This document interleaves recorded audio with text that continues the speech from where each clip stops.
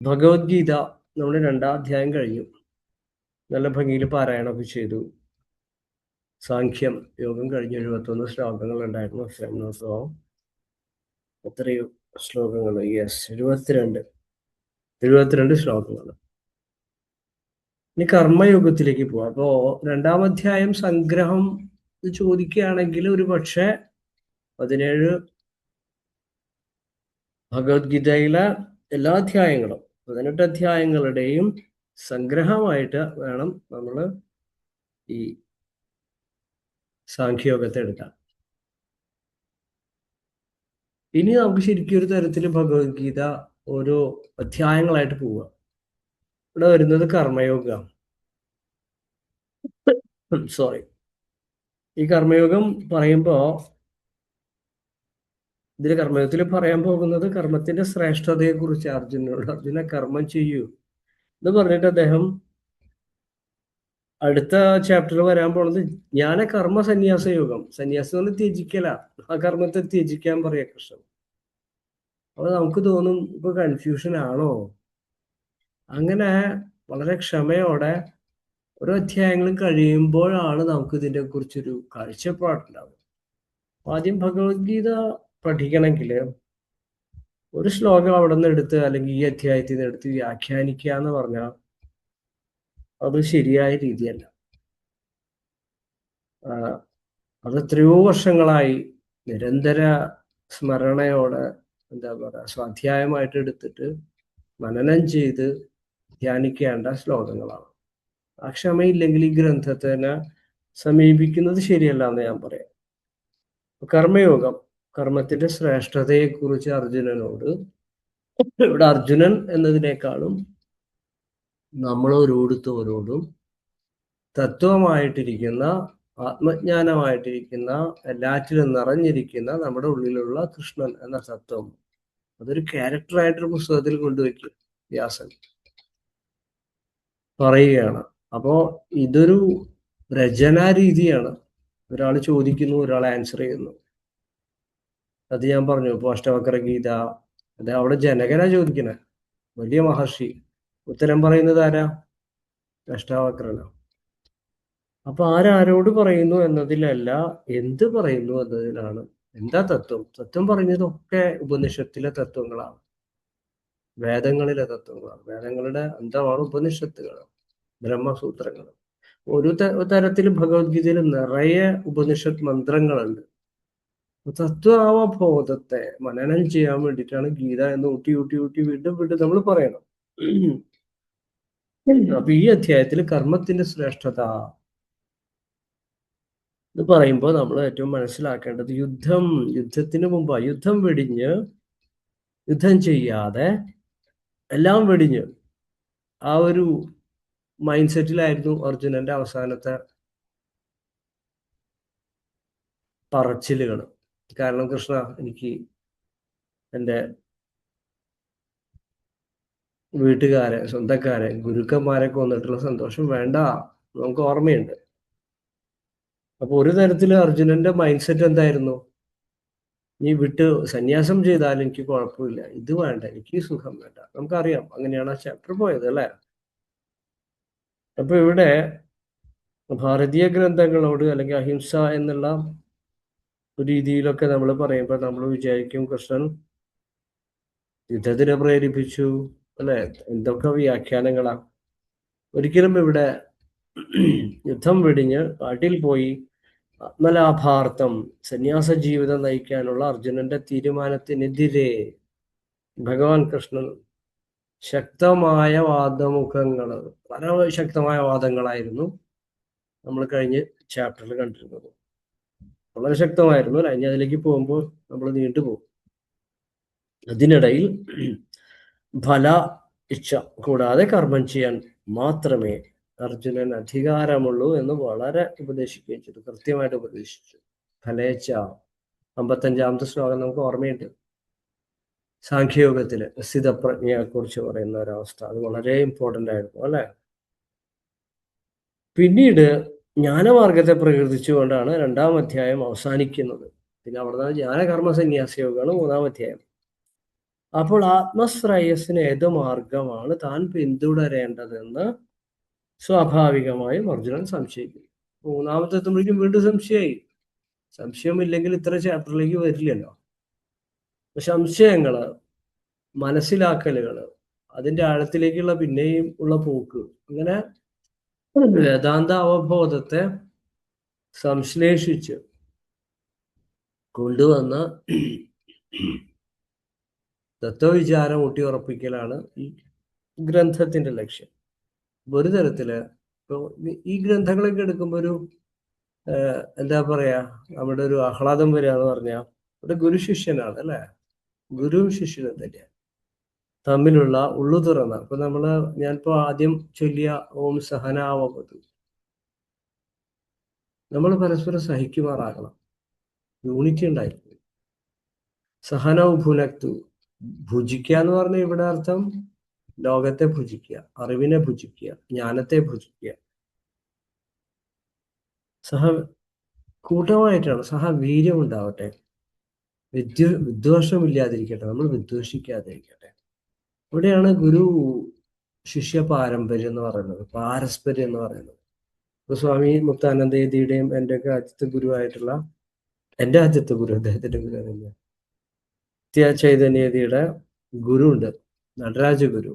Doctor പൽപൂരിന്റെ ശിഷ്യനും നാരായണഗുരുവിന്റെ ശിഷ്യനുമാണ്. അദ്ദേഹത്തിന്റെ ഒരു PhD, ഡബിൾ PhD കിട്ടിയ ഫ്രാൻസിലൊരു വലിയ യൂണിവേഴ്സിറ്റിയില് സബ്ജക്റ്റ് ഇതായിരുന്നു. വിദ്യാഭ്യാസ പഠനത്തില് വിദ്യാഭ്യാസത്തില് ഗുരു ശിഷ്യ പാരസ്പര്യം. ഇതിനാണ് അദ്ദേഹത്തിന് 2 PhD കിട്ടിയത്. അപ്പോ ഇത്രയും ഗുരു ശിഷ്യന്മാർ തമ്മിലുള്ള ഉള്ളു തുറന്ന സ്വതന്ത്രമായ ചർച്ചയിലൂടെ തത്വശാസ്ത്രം പഠിപ്പിക്കുക. അപ്പൊ ഇവിടെ നമുക്ക് നിയതമായിട്ട് ഇതാണെന്നൊന്നും പറയണ്ട. നമുക്ക് ഓരോരുത്തരുടെയും നമ്മുടേതായിട്ടുള്ള വളരെ വിശാലമായ അർത്ഥത്തില് പടിപടിയായ ഉയർന്ന ബോധത്തിലേക്ക് ഉയർന്നു വരുന്ന തത്വത്തെ കാണുമ്പോൾ നമുക്ക് ഇങ്ങനെ മനസ്സിലാവും. തത്വത്തെ പല ആംഗിളിൽ കാണാൻ പഠിക്കുകയാണ് ഓരോ ചാപ്റ്ററിലേക്ക് പോകുമ്പോൾ. ഇതൊരു ബോധന സമ്പ്രദായമാണ്, ഉപനിഷത്തിലൊക്കെ അനുവർത്തിച്ച ബോധന സമ്പ്രദായമാണ്. ഗുരുവിനോട് എന്ത് തുറന്ന് ചോദിക്കാൻ പറ്റും. അപ്പൊ വേദാന്തം ഒരു സമ്പൂർണ്ണ ജീവിത ശാസ്ത്രമാണ്. അതുകൊണ്ടാണ് നമ്മൾ വേദാന്തത്തെ എടുക്കുന്നത്.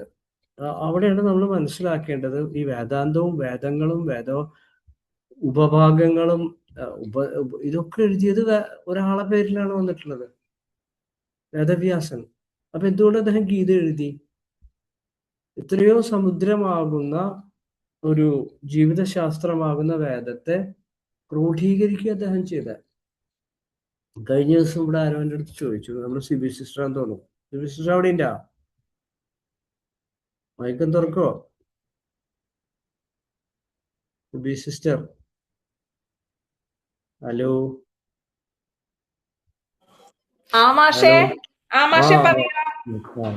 അപ്പൊ നമ്മൾ ചോദിക്കാൻ വേണ്ടിട്ടേ നിങ്ങളോട് എന്തെങ്കിലുമൊക്കെ റിഫ്ലക്ട് ചെയ്യാൻ പറയുന്നത്, ചോദ്യം ചോദിക്കാനല്ല, ഗീത പഠിക്കുന്നത് വേണ്ട. നമുക്ക് ക്ലാസ്സിനെ കുറിച്ച് റിഫ്ലക്ട് ചെയ്യാൻ, സംശയങ്ങൾ ചോദിക്കുക. അപ്പൊ നിങ്ങൾ ചോദിച്ച ചോദ്യം ഞാൻ പറയാം. നിങ്ങൾ ചോദിച്ചു പാരായണങ്ങളൊക്കെ ഉണ്ട്, ഉപാസനാ സമ്പ്രദായങ്ങൾ, പാരായണങ്ങൾ കലിയുഗത്തിൽ പാരായണം മാത്രം മതി, അല്ലെങ്കിൽ അങ്ങനെ കേട്ടല്ലോ എന്ന് പറഞ്ഞ് ചോദിച്ചല്ലോ. അതെ, ഓക്കെ. അപ്പൊ അതിന്റെ ഉത്തരമായിട്ട് തന്നെ ഞാൻ പറയണം. ഭാരതീയൻ ഋഷിമാർ അവതരിപ്പിച്ചത് ഒരു സമ്പൂർണ്ണ ജീവിത ശാസ്ത്രമാണ്. അത് വേദാന്തത്തിലാണ്. അതിന് യാതൊരു തർക്കവും ആർക്കും ഉണ്ടാവില്ല. ആണോ? അതെ. പക്ഷേ 4 വേദങ്ങള് എത്രയോ അതിൻ്റെ ഒരു ഭാഗം മാത്രമല്ല ഇത്. അത് കഴിഞ്ഞിട്ട് അദ്ദേഹം എന്ത് ചെയ്തു? അതിന്റെ എസൻസ് ആയിട്ട് ഉപനിഷത്തുകളെ അവതരിപ്പിച്ചു. 10 ദശോപനിഷത്തുകളാണ് വേദാന്തത്തിന്റെ ചുരുക്കെഴുത്ത് എന്ന് പറയുന്നത്. ബ്രഹ്മസൂത്രം കൊണ്ടുവച്ചു. അപ്പൊ ഇത് ഞാൻ വീണ്ടും വീണ്ടും പറയുന്നത് എന്താ? ഇതാണ് സമ്പൂർണമായ ജീവിത രീതി. അപ്പൊ ഇതിനെ പ്രസ്ഥാനത്രയം എന്ന് പറയും. ഭഗവത്ഗീത അദ്ദേഹം എഴുതി 18 ചാപ്റ്ററുകളിൽ. ആണോ? അതെ. 700 ശ്ലോകങ്ങളിൽ. ഇതൊരു സമ്പൂർണ്ണ ജീവിത രീതിയാണ്. ഇതിലെവിടെയെങ്കിലും ഉപാസന ക്ഷേത്രങ്ങൾ ഉണ്ടോ? സിബി സിസ്റ്റർ കണ്ടിട്ടുണ്ടാവില്ല, നമുക്ക് കാണാൻ ഒക്കില്ല വായിച്ചിട്ടില്ലെങ്കിൽ. ഇതിൽ ക്ഷേത്ര എന്നുള്ള, ക്ഷേത്രജ്ഞൻ എന്നുള്ള ഒരുപാട് വാക്കുകൾ വരുന്നുണ്ട്. അത് കൃത്യമായിട്ട് പ്രതിപാദിക്കുന്നത് ക്ഷേത്രജ്ഞ വിഭാഗ യോഗ എന്നൊരു 13ാമത്തെ ചാപ്റ്ററിലാണ്. അപ്പോൾ സിസ്റ്ററിന്റെ ചോദ്യം എങ്ങനെ ആൻസർ ചെയ്യണമെന്ന് ചോദിക്കുകയാണെങ്കിൽ, ഇത്രയും എഴുതിയിട്ട് ഈ വളരെ ഉയർന്ന ബോധത്തിൽ ജീവിതത്തിന്റെ പർപ്പസ്, ലക്ഷ്യം എന്താണെന്ന് മോക്ഷേച്ഛയോടെ ചിന്തിക്കുക. അല്ലെങ്കിൽ ദൈവമേ എവിടുന്നൊക്കെയോ വന്നു എന്ന് നമ്മൾ ഈ 15ാമത്തെ അധ്യായത്തിൽ പറഞ്ഞ പോലെ ഊർധ്വമൂലമധശാഖം എന്ന് പറഞ്ഞിട്ട് വേരുകൾ മുകളിലായിട്ടുള്ള അശ്വത്ഥവൃക്ഷം, നാൽവൃക്ഷത്തെ പോലെ എവിടുന്നോ ജനനങ്ങൾ എടുത്തു, ജനന മരണങ്ങളിൽ കൂടെ ഇങ്ങനെ അനന്തകോടി സംസാര വൃക്ഷമായ ഇത് അവതരിപ്പിച്ചു വെച്ചിട്ടുണ്ടല്ലോ. അപ്പൊ ഏതെങ്കിലുമൊക്കെ ജന്മത്തിൽ ചിലപ്പോൾ ഇങ്ങനെ ചോദിച്ചേക്ക്, ഈശ്വര ഇതെന്താ നടക്കണേ, എവിടെ നിന്നൊക്കെ ഒരു മോക്ഷേച്ഛയോ അല്ലെങ്കിൽ ഒരു മോക്ഷേച്ഛയുടെ ഒരു പുരിയൊക്കെ ചിലപ്പോൾ മനുഷ്യന്മാരിൽ ഉണ്ടാവും, ഉയർന്ന ബോധം ഉണ്ടാവും മനസ്സിലാക്കാൻ. അപ്പോഴാണ് ഇത്തരം ഗ്രന്ഥങ്ങളിലേക്ക്, അതിനാണ് സനാതനമാണ്. ഇത് ഇന്നലെയോ മിനിഞ്ഞാന്നോ നാളെയോ ഉണ്ടായതോ അങ്ങനെയല്ല, സനാതനമാണ്, നിരന്തരമായ സത്യം. ആ സത്യത്തെ ശ്രൗതം എന്ന് പറയുന്നു, ശ്രുതി എന്ന് പറയുന്നു. ഈ ശ്രുതിയായിട്ടാണ് ഋഷിമാർ, ഒരു പേര് പോലും വെച്ചിട്ടില്ലല്ലോ. ഉപനിഷത്തിലായാലും ഭഗവത്ഗീതയിലായാലും ബ്രഹ്മസൂത്രത്തിലായാലും വേദങ്ങളിലായാലും ശ്രുതി എന്താ പറയുക, ഇതൊരു സത്യമാണത്. ഇതാണ് നിരന്തര സത്യമാണ്. ഇതാണിത്. ഈ പ്രസ്ഥാനത്രയം എന്ന് പറയുന്നതാണ് നമ്മുടെ ആണിക്കല്ല്. ഈ ജീവിത ദാർശനിക സത്യം, ജീവിതശാസ്ത്രം. ഒന്നുകൂടിയും പറയാം, ഭഗവത്ഗീത, ഉപനിഷത്തുകൾ, ബ്രഹ്മസൂത്രം. എന്നിട്ട് വേദവ്യാസന, എന്നിട്ട് വിഷമായി. ഇത്ര വലിയ തത്വശാസ്ത്രങ്ങൾ മനസ്സിലാക്കാത്ത ആൾക്കാരുണ്ടാവും അല്ലേ, അവർക്ക് ഞാൻ എന്തെങ്കിലും ചെയ്യണ്ടേ? അവിടെയാണ് ഗുരുക്കന്മാരുടെ കരുണ വരുന്നത് അല്ലെ. ഒരു കുട്ടിക്ക് കൊടുക്കുന്ന ഭക്ഷണം എല്ലാം മുതിർന്ന ആൾക്ക് കൊടുക്കുക അല്ലെ. കാരണം എന്താ, ഡൈജഷൻ വ്യത്യാസമായിരിക്കും. ഒരു കുട്ടിക്ക് ഈ ഡൈജസ്റ്റ് ചെയ്യാത്ത ഭക്ഷണം കൊടുക്കാൻ പറ്റുമോ? ഇല്ല. ഓരോന്നിന്റെയും അളവും തൂക്കവും ക്വാളിറ്റിയും ഗുണവും വ്യത്യാസം ഉണ്ടാവും. അപ്പോൾ ആ രീതിയിൽ അത്രയ്ക്കും മനസ്സിലാക്കാൻ പറ്റാത്തവർക്ക് വേണ്ടിയിട്ടാണ് അദ്ദേഹം പഞ്ചമവേദമായിട്ടുള്ള എന്തെഴുതിയത്, ഭാഗവതം. കഥകൾ പറഞ്ഞു, ജനമേയ ജയജ്ഞം. കഥകൾ ഇങ്ങനെ കേൾക്കാൻ ആൾക്കാർ, എല്ലാവർക്കും കഥകൾ കേൾക്കാൻ ഇഷ്ടമാണ്. എത്ര വലിയ ആളായാലും കുട്ടിയായാലും സിമ്പിളായിട്ട് കഥകൾ കേൾക്കാം. അവിടെ സങ്കല്പങ്ങൾക്ക് ഒരുപാട് പ്രാധാന്യങ്ങൾ. സങ്കല്പം എന്ന് ഉദ്ദേശിക്കുന്നത് കാൽപ്പനികതയ്ക്ക് പ്രാധാന്യമുണ്ട്. അപ്പൊ കേൾക്കാൻ രസാ. കഥ കേൾക്കാൻ എന്താ രസം? അതിങ്ങനെ വർണ്ണനകളാ, അതിങ്ങനെ മനസ്സിൽ ഓരോ ബിംബങ്ങളെ ഉണ്ടാക്കും. അവിടെ നിന്നാണ് ബിംബങ്ങൾ വന്നിട്ടുള്ളത്. അതിനർത്ഥം അത് ജീവിതശാസ്ത്രമാണെന്നല്ല. വലിയ ജീവിതശാസ്ത്രം പറഞ്ഞു വെച്ച തത്വങ്ങൾ, ഭഗവത്ഗീതയിലെയും വേദത്തിലെയും ഉപനിഷത്തിലെയും തത്വങ്ങളെ കുറിച്ച് അതിലേക്കൊരു അപ്രോച്ചെങ്കിലും കിട്ടാൻ ഉണ്ടാക്കി വെച്ച പുരാണങ്ങളാണ്, കഥകളാണ്. പിന്നെ 18 പുരാണങ്ങൾ വന്നു. അതല്ല പ്രധാനം. ഒന്നും പറ്റാത്തവർക്ക് എന്താ പറയാ, ഈ പാരായണങ്ങൾ വന്നു. പക്ഷെ അതെല്ലാവറ്റായിട്ട് എടുക്കരുത്. മനസ്സിലായില്ലേ സിസ്റ്ററെ? അപ്പൊ അതുകൊണ്ടാണ് ഇത്തരം കാര്യങ്ങളിലേക്ക് ഇപ്പൊ പുരാണം എടുത്തുകൊണ്ട് നമുക്ക് വ്യാഖ്യാനിക്കാനാവില്ല. അത് ലെജിറ്റിമേറ്റ് അല്ല, ന്യായാനുസൃതമല്ല. ഓക്കെ. അപ്പൊ എന്തൊക്കെയാണ് നമുക്ക് ന്യായമായിട്ട് എടുക്കേണ്ടത്? ഉപനിഷത്തുകൾ എടുക്കാം, ഭഗവത്ഗീത എടുക്കാം, വേദങ്ങളെ എടുക്കാം. പുരാണങ്ങൾ എടുത്തുകൊണ്ട് നമുക്ക് വ്യാഖ്യാനിക്കാൻ പാടില്ല. വ്യാഖ്യാനിക്കാനല്ല, ഒരു കാര്യത്തെ ലെജിറ്റിമേറ്റ് ചെയ്യാൻ പാടില്ല. ഇത് പുരാണങ്ങളാ. ഓക്കെ. പിന്നെ ഉണ്ട്, ഇത് മൂന്നും ലെജിറ്റിമേറ്റ് ചെയ്യാനുള്ള ഒരേ ഒരു കാര്യം, ജീവിക്കുന്ന ഗുരു ഉണ്ടെങ്കിൽ, ഉയർന്ന നിലയിലുള്ള ഗുരു ഉണ്ടെങ്കിൽ ഗുരു പറഞ്ഞത് ആപ്തവാക്യം. അവിടെ പിന്നെ വേദങ്ങളോ ഉപനിഷത്തുകളോ ഒന്നും നോക്കണ്ട, ഗുരു പറഞ്ഞത് കേട്ടാൽ മതി. അത് യഥാർത്ഥ ഗുരു ആണെങ്കിൽ. അപ്പോ ഒരിക്കലും യുക്തിബോധത്തെ മായ്ക്കാനോ ചെറുതാക്കാനോ വെള്ളം ചേർക്കാനോ ഋഷിമാർ ഒരിക്കലും ശ്രമിച്ചിട്ടില്ല. വ്യക്തമായൊരു വിഷയത്തെ എടുത്ത് മുന്നിൽ വെച്ച് വളരെ യുക്തിയോടെ എന്താ പറയാ, വ്യവച്ഛേദിച്ച് മനസ്സിലാക്കുന്ന ഒരു സമ്പ്രദായം തന്നെയാണ്. ഇതിലും വലിയ സയൻസ് ഇല്ല. അപ്പൊ 2ാമത്തെ അധ്യായത്തിൽ ഉത്കൃഷ്ടമായ ജീവിത മൂല്യങ്ങളെ പ്രായോഗികമാക്കണം. ചിന്തയിലായിട്ട് കാര്യമില്ല. ഭയങ്കര ഉത്കൃഷ്ടമായ ചിന്തയുണ്ട്, പക്ഷെ ജീവിതം ശരിയല്ല. അപ്പൊ ആത്മാർത്ഥമായി ശ്രമിക്കുന്ന ആർക്കും, അങ്ങനെയുള്ള ആൾക്കാർക്കാണ് പ്രശ്നങ്ങൾ ഉണ്ടാവുക. ഉത്കൃഷ്ടമായ ചിന്തയുണ്ട്. ഇന്ന് ജീവിതത്തിൽ വരുമ്പോ പലപ്പോഴും പ്രശ്നങ്ങൾ ഏർപ്പെടുന്നു. വിചാരിച്ച പോലെ ചെയ്യാൻ പറ്റുന്നില്ല. വിചാരിച്ച പോലെ കാര്യങ്ങൾ ഇങ്ങോട്ട് വരുന്നില്ല. വിചാരിച്ച പോലെ കാര്യങ്ങൾ ആൾക്കാർ ഇങ്ങോട്ട് ചെയ്യുന്നില്ല. അപ്പൊ നമുക്ക് സംശയങ്ങൾ വരും. ഞാൻ ചെയ്യുന്നത് ശരിയാണോ തെറ്റാണോ? അങ്ങനെയാണ് അതിന് പരമപുരുഷാർത്ഥത്തിലേക്ക് നയിക്കുന്ന യഥാർത്ഥ മാർഗം ഏതാണ്? ജ്ഞാനമാണോ കർമ്മമാണോ? അങ്ങനെ വ്യവച്ഛേദിച്ചിട്ടൊരു സമ്പ്രദായം ഇന്ത്യൻ ബോധശാസ്ത്രത്തിൽ ഉണ്ടായിട്ടില്ല. ഇതൊക്കെ ഒന്ന് തന്നെയാണ്. അത് മനസ്സിലാക്കാൻ വേണ്ടി വ്യവച്ഛേദിച്ചു എന്ന് മാത്രം. ഓക്കെ. അപ്പൊ ആചാര്യരുടെ അഭിപ്രായ പ്രകാരം അനുഷ്ഠിക്കേണ്ടവ എന്ന നിലയ്ക്കാണ് കർമ്മത്തെയും സന്യാസത്തെയും വേദങ്ങളിൽ വിധിച്ചിരിക്കുന്നത്. അനുഷ്ഠിക്കേണ്ടത്, കാരണം അന്നൊക്കെ കൃത്യമായ കാര്യങ്ങൾ പറയും. ഇത് അനുഷ്ഠിക്കേണ്ടത് ഏത് കർമ്മങ്ങൾ ചെയ്യണം. അപ്പൊ അന്നത്തെ കാലഘട്ടത്തിന് അനുയോജ്യമായത് യജ്ഞങ്ങളായിരുന്നു.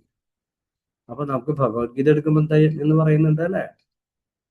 അപ്പൊ ഉയർന്ന നിലയിലുള്ള ബോധാവസ്ഥയിലുള്ള ഒരാൾ യജ്ഞം നമുക്ക് ക്ഷേത്രജ്ഞ വിഭാഗത്തിലെത്തുമ്പോൾ നമുക്ക് മനസ്സിലാവും. യജ്ഞം എന്ന് പറഞ്ഞാൽ നമ്മുടെ ഉള്ളിലുള്ള ഉയർന്ന ചിന്തകളിലേക്ക് പോകുന്ന ബോധത്തെ താഴത്തോട്ട് വലിക്കുന്നത് എന്തും ആഗ്രഹങ്ങള്, കാമനകള്, അതിനെ കരിച്ചു കളയുന്നതാണ് യജ്ഞം. അപ്പോ യജ്ഞം എന്താണ്? ശരീരം എന്താണ്? ക്ഷേത്രം എന്താണ്? ക്ഷേത്രജ്ഞം എന്താണ്? ഇതാണ് ആദ്യത്തെ 13ാമത്തെ അധ്യായത്തിൽ ആദ്യത്തെ ചോദ്യം അർജുനന്റെ. ഗീത സാവധാനത്തോടെ ക്ഷമയോടെ പഠിച്ചാല് ഈ പറയുന്നതിന്റെ എല്ലാ ഉത്തരം നമുക്ക് ഓരോരുത്തർക്കും കിട്ടും. അപ്പോ അങ്ങനെയാണ് ഈ കർമ്മത്തെ സന്യാസത്തെയും വേദങ്ങളിൽ അങ്ങനെയാണ് വിധിച്ചിരിക്കുന്നതാണ് ആചാര്യരുടെ അഭിപ്രായം, ശങ്കരാചാര്യരുടെ. ഇനി എന്താ കർമ്മം എന്ന് പറയുമ്പോൾ നമുക്ക് ഇതിലേക്ക് പ്രവേശിക്കുമ്പോൾ കർമ്മം എന്ന് പറഞ്ഞാല് ആക്ഷൻ ആവണമെന്നില്ല. കൈകൊണ്ട് ഒരു ഗ്ലാസ് വെള്ളം ഞാൻ എടുത്തു, കർമ്മമാണ്. കർമ്മം ഒരു ചിന്ത തന്നെ കർമ്മമാണ്. കാരണം ഒരു ചിന്ത എങ്ങനെയാ വരിക? ചിന്ത വെറുതെ അങ്ങനെ പൊട്ടിമുളക്കില്ല അല്ലെ? വാസനകളിൽ നിന്നാണ് ചിന്ത വരിക. ഒരു ഗന്ധം കേട്ടു, അല്ലെങ്കിൽ അടുക്കളയിൽ ഒരു ശബ്ദം കേട്ടിട്ട് എന്താ അവിടെ പ്രശ്നം അല്ലേ? അത് വാസനയെന്നാ. ചിലവർ എന്തെങ്കിലുമൊക്കെ ആവട്ടെ, അത് എന്തെങ്കിലുമൊക്കെ ആവട്ടെ, പോയി ചെയ്യും. ചിലപ്പോൾ ഭാര്യയ്ക്ക് ചിലപ്പോൾ അത് പറ്റില്ല, ചിലപ്പോൾ കള്ളനായാലോ. ഓരോരുത്തരും വാസനയ്ക്ക് അനുസരിച്ച് കർമ്മം മാറും. ചിന്തകൾ വെറുതെ വരില്ല. ചിന്തകൾ കർമ്മവാസനകളിൽ നിന്ന് സഞ്ചിതമായിട്ടൊരു കർമ്മ സഞ്ചയത്തിൽ നിന്നാണ് നമ്മൾ ജന്മം കൊണ്ടിട്ടുള്ളത്. അതിന് വേണ്ടിയിട്ടാണ് ജന്മം വന്നിട്ടുള്ളത്. അപ്പൊ ഓരോ ചിന്തകളും കർമ്മമാണ്. അപ്പോ ഉറങ്ങുമ്പോൾ പോലും മനസ്സിങ്ങനെ വർക്ക് ചെയ്തുകൊണ്ടിരിക്കുക. അപ്പൊ നമ്മൾ വിചാരിക്കും, ഇന്നലെ എനിക്ക് ഓർമ്മ പോലും ഉണ്ടായില്ലല്ലോ എന്ന് പറഞ്ഞാല് നമ്മുടെ ബോധം ആ ചിന്ത വേറൊരു തരത്തിൽ പറഞ്ഞാൽ ഉപനിഷത്തിൽ പറയുന്ന ഒരു രീതി ഉണ്ട്, അതെനിക്ക് വലിയ ഇഷ്ടമാണ്. തൈലധാര പോലെ ഉറക്കത്തില് തൈലം നമ്മൾ എന്താ പറയാ, നെയ്യ് കട്ടയായിട്ടിരിക്കും. അത് നെയ്യ് തന്നെയല്ലേ? നെയ്യ് ഉരുക്കി കഴിഞ്ഞാൽ ഒഴുകിപ്പോകും. ബോധം കട്ടയായിട്ടിരിക്കുന്നു എന്ന് വിചാരിച്ചാൽ മതി. സുശുദ്ധിയിലായിരിക്കണം. അതും മൈൻഡ് എപ്പോഴും വർക്ക് ചെയ്യുന്നുണ്ട്. അതൊക്കെ സയന്റിഫിക് ആയിട്ട് തെളിയിച്ചിട്ടുള്ളതാണ്. നമുക്ക് അതിലേക്ക് പോകണ്ട. അപ്പോ കർമ്മയോഗത്തിന് ഇവിടെ ശ്രേഷ്ഠത കൈവരുന്നത് സഹജമായ അജ്ഞാനം മൂലം, അഹങ്കാരം മൂലം, ആഗ്രഹങ്ങളെ കൊണ്ടും പ്രേരിതമായിട്ടാണ് നാം കർമ്മം ചെയ്യുന്നത്. കഴിഞ്ഞ അധ്യായത്തിൽ നമ്മൾ പറഞ്ഞു. കാരണം ഇവിടെ കർമ്മം ചെയ്യുന്നത് സത്യത്തിൽ, കഴിഞ്ഞ അധ്യായത്തിൽ ഭഗവാൻ കൃഷ്ണൻ പറഞ്ഞതുപോലെ കാണുന്നത് ആത്മാവാണ്. ഈ കാണുന്നത് അല്ലെ? ഈ കാണുന്നതും പ്രകാശിക്കുന്നതും ഭാസിക്കാന്നാ പറയുന്നത്. ഈ കാണുന്നതും ഒക്കെ പ്രകാശിക്കുന്നതും പ്രകാശിപ്പിക്കുന്നതും ഒക്കെ ആത്മസൂര്യനിലാണ്, ചിതാകാശം എന്നാ പറയാം. പക്ഷെ സൃഷ്ടി ഉണ്ടായപ്പോ നമ്മൾ കാണുമ്പോ ഒക്കെ നമ്മുടെ മനസ്സ്, ബുദ്ധി, അഹങ്കാരം, ചിത്തം അതിലൂടെ കാണാം അല്ലെ? ഞാൻ കാണുന്നു എന്നുള്ളൊരു ബോധം ഉണ്ടാവും. കുഞ്ഞുകുട്ടിക്ക് ഉണ്ടാവില്ല അല്ലെ? കുഞ്ഞുകുട്ടിക്ക് പ്രസവിച്ചു കഴിഞ്ഞാൽ ഞാനാണ് കാണാമെന്നില്ല. കുട്ടിക്ക് പേര് കൂടി ഇട്ടില്ല. കുട്ടിക്ക് പിന്നെ പേരറിയും. പേര് നമ്മൾ ഇമ്പോസ് ചെയ്യാം. എടേ ഇതിന്റെ പേര് അനന്യ, കിടക്ക അവിടെ. ആ കുട്ടീനെ വിളിച്ച് ആ കുട്ടീന് ഇല്ലാത്തൊരു പേരുണ്ടാക്കി കൊടുക്കും അല്ലെ? അപ്പോ വലിയ കാര്യം പറഞ്ഞിട്ട് കാര്യം, നമുക്ക് സ്കൂളിൽ കൊണ്ടുപോകണം, ആധാർ കാർഡ് വേണം, ജീവിച്ചു വേണ്ട സമൂഹത്തിൽ. അപ്പൊ ഒരു പേര് ഇമ്പോസ് ചെയ്യും. ഞാനായി. അതോടുകൂടി പിന്നെ നമ്മൾ കാണുന്നത് ഞാനാ കാണുന്നത്. ഞാൻ കാണുന്നത് എങ്ങനെയാ? ഇഷ്ടാനിഷ്ടങ്ങളെ കൊണ്ടാ. ഓ, അത് നല്ലത്, അത് ചീത്ത, അത് മോശം. ഇതാണ് നമുക്ക് ആത്മാവിനാൽ പ്രകാശിക്കപ്പെടുന്ന സമസ്ത പ്രപഞ്ചങ്ങളെയും, പക്ഷെ ബോധത്തില് അഹങ്കാരം എന്ന മനസ്സിന്റെ കണ്ണാടിയിലൂടെ നോക്കുമ്പോൾ പല വർണ്ണങ്ങളായിട്ട് വരും. അതാണ് സംസ്കാരങ്ങൾ. അതാണ് ദൈവവും എന്താ പറയാ മനുഷ്യനുമായിട്ടൊരു വ്യത്യാസം എന്ന് പറഞ്ഞാൽ, മനുഷ്യന്റെ ഉള്ളിൽ തന്നെ ദൈവം ഉണ്ട് അല്ലെ. ദൈവം എന്ന് പറഞ്ഞാൽ പ്രകാശിക്കുന്നത്, പ്രകാശിക്കപ്പെടുന്നത്. പക്ഷെ അത് പ്രകാശിക്കപ്പെടാതിരിക്കുന്നില്ല, അത് പ്രകാശിച്ചുകൊണ്ടേയിരിക്കുന്നു. പക്ഷെ സംസ്കാരമാകുന്ന കളറുകൾ മനോമയ കോശം അല്ലെങ്കിൽ സൂക്ഷ്മ ശരീരത്തിൽ ആത്മാവിനെ പൊതിഞ്ഞുകൊണ്ടിരിക്കുന്നത് കൊണ്ടാണ് ഈ ഒരു പ്രശ്നം വരുന്നത്. അപ്പൊ അവിടെ ഉണ്ടാവുന്ന ഒരു വലിയ കുഴപ്പമാണ് അഹങ്കാരം ഉണ്ടാവുക. ഞാനാ കണ്ട, ഞാനാ ചെയ്ത. മനുഷ്യന്റെ ഒരു കുഴപ്പം അത് പ്രത്യേകിച്ച് നാരായണ ഗുരുക്ക് എഴുതുമ്പോൾ നമുക്ക് ഫീൽ ചെയ്യും. അദ്ദേഹം പറഞ്ഞൊരു വാക്ക് വലിയൊരു ഹന്തവരാവരം തരാണ്. അദ്ദേഹമൊക്കെ അങ്ങനെ എഴുതുമ്പോൾ അദ്ദേഹമൊക്കെ അതിൽ കൂടെ കടന്നു പോയിട്ടുണ്ടാവും.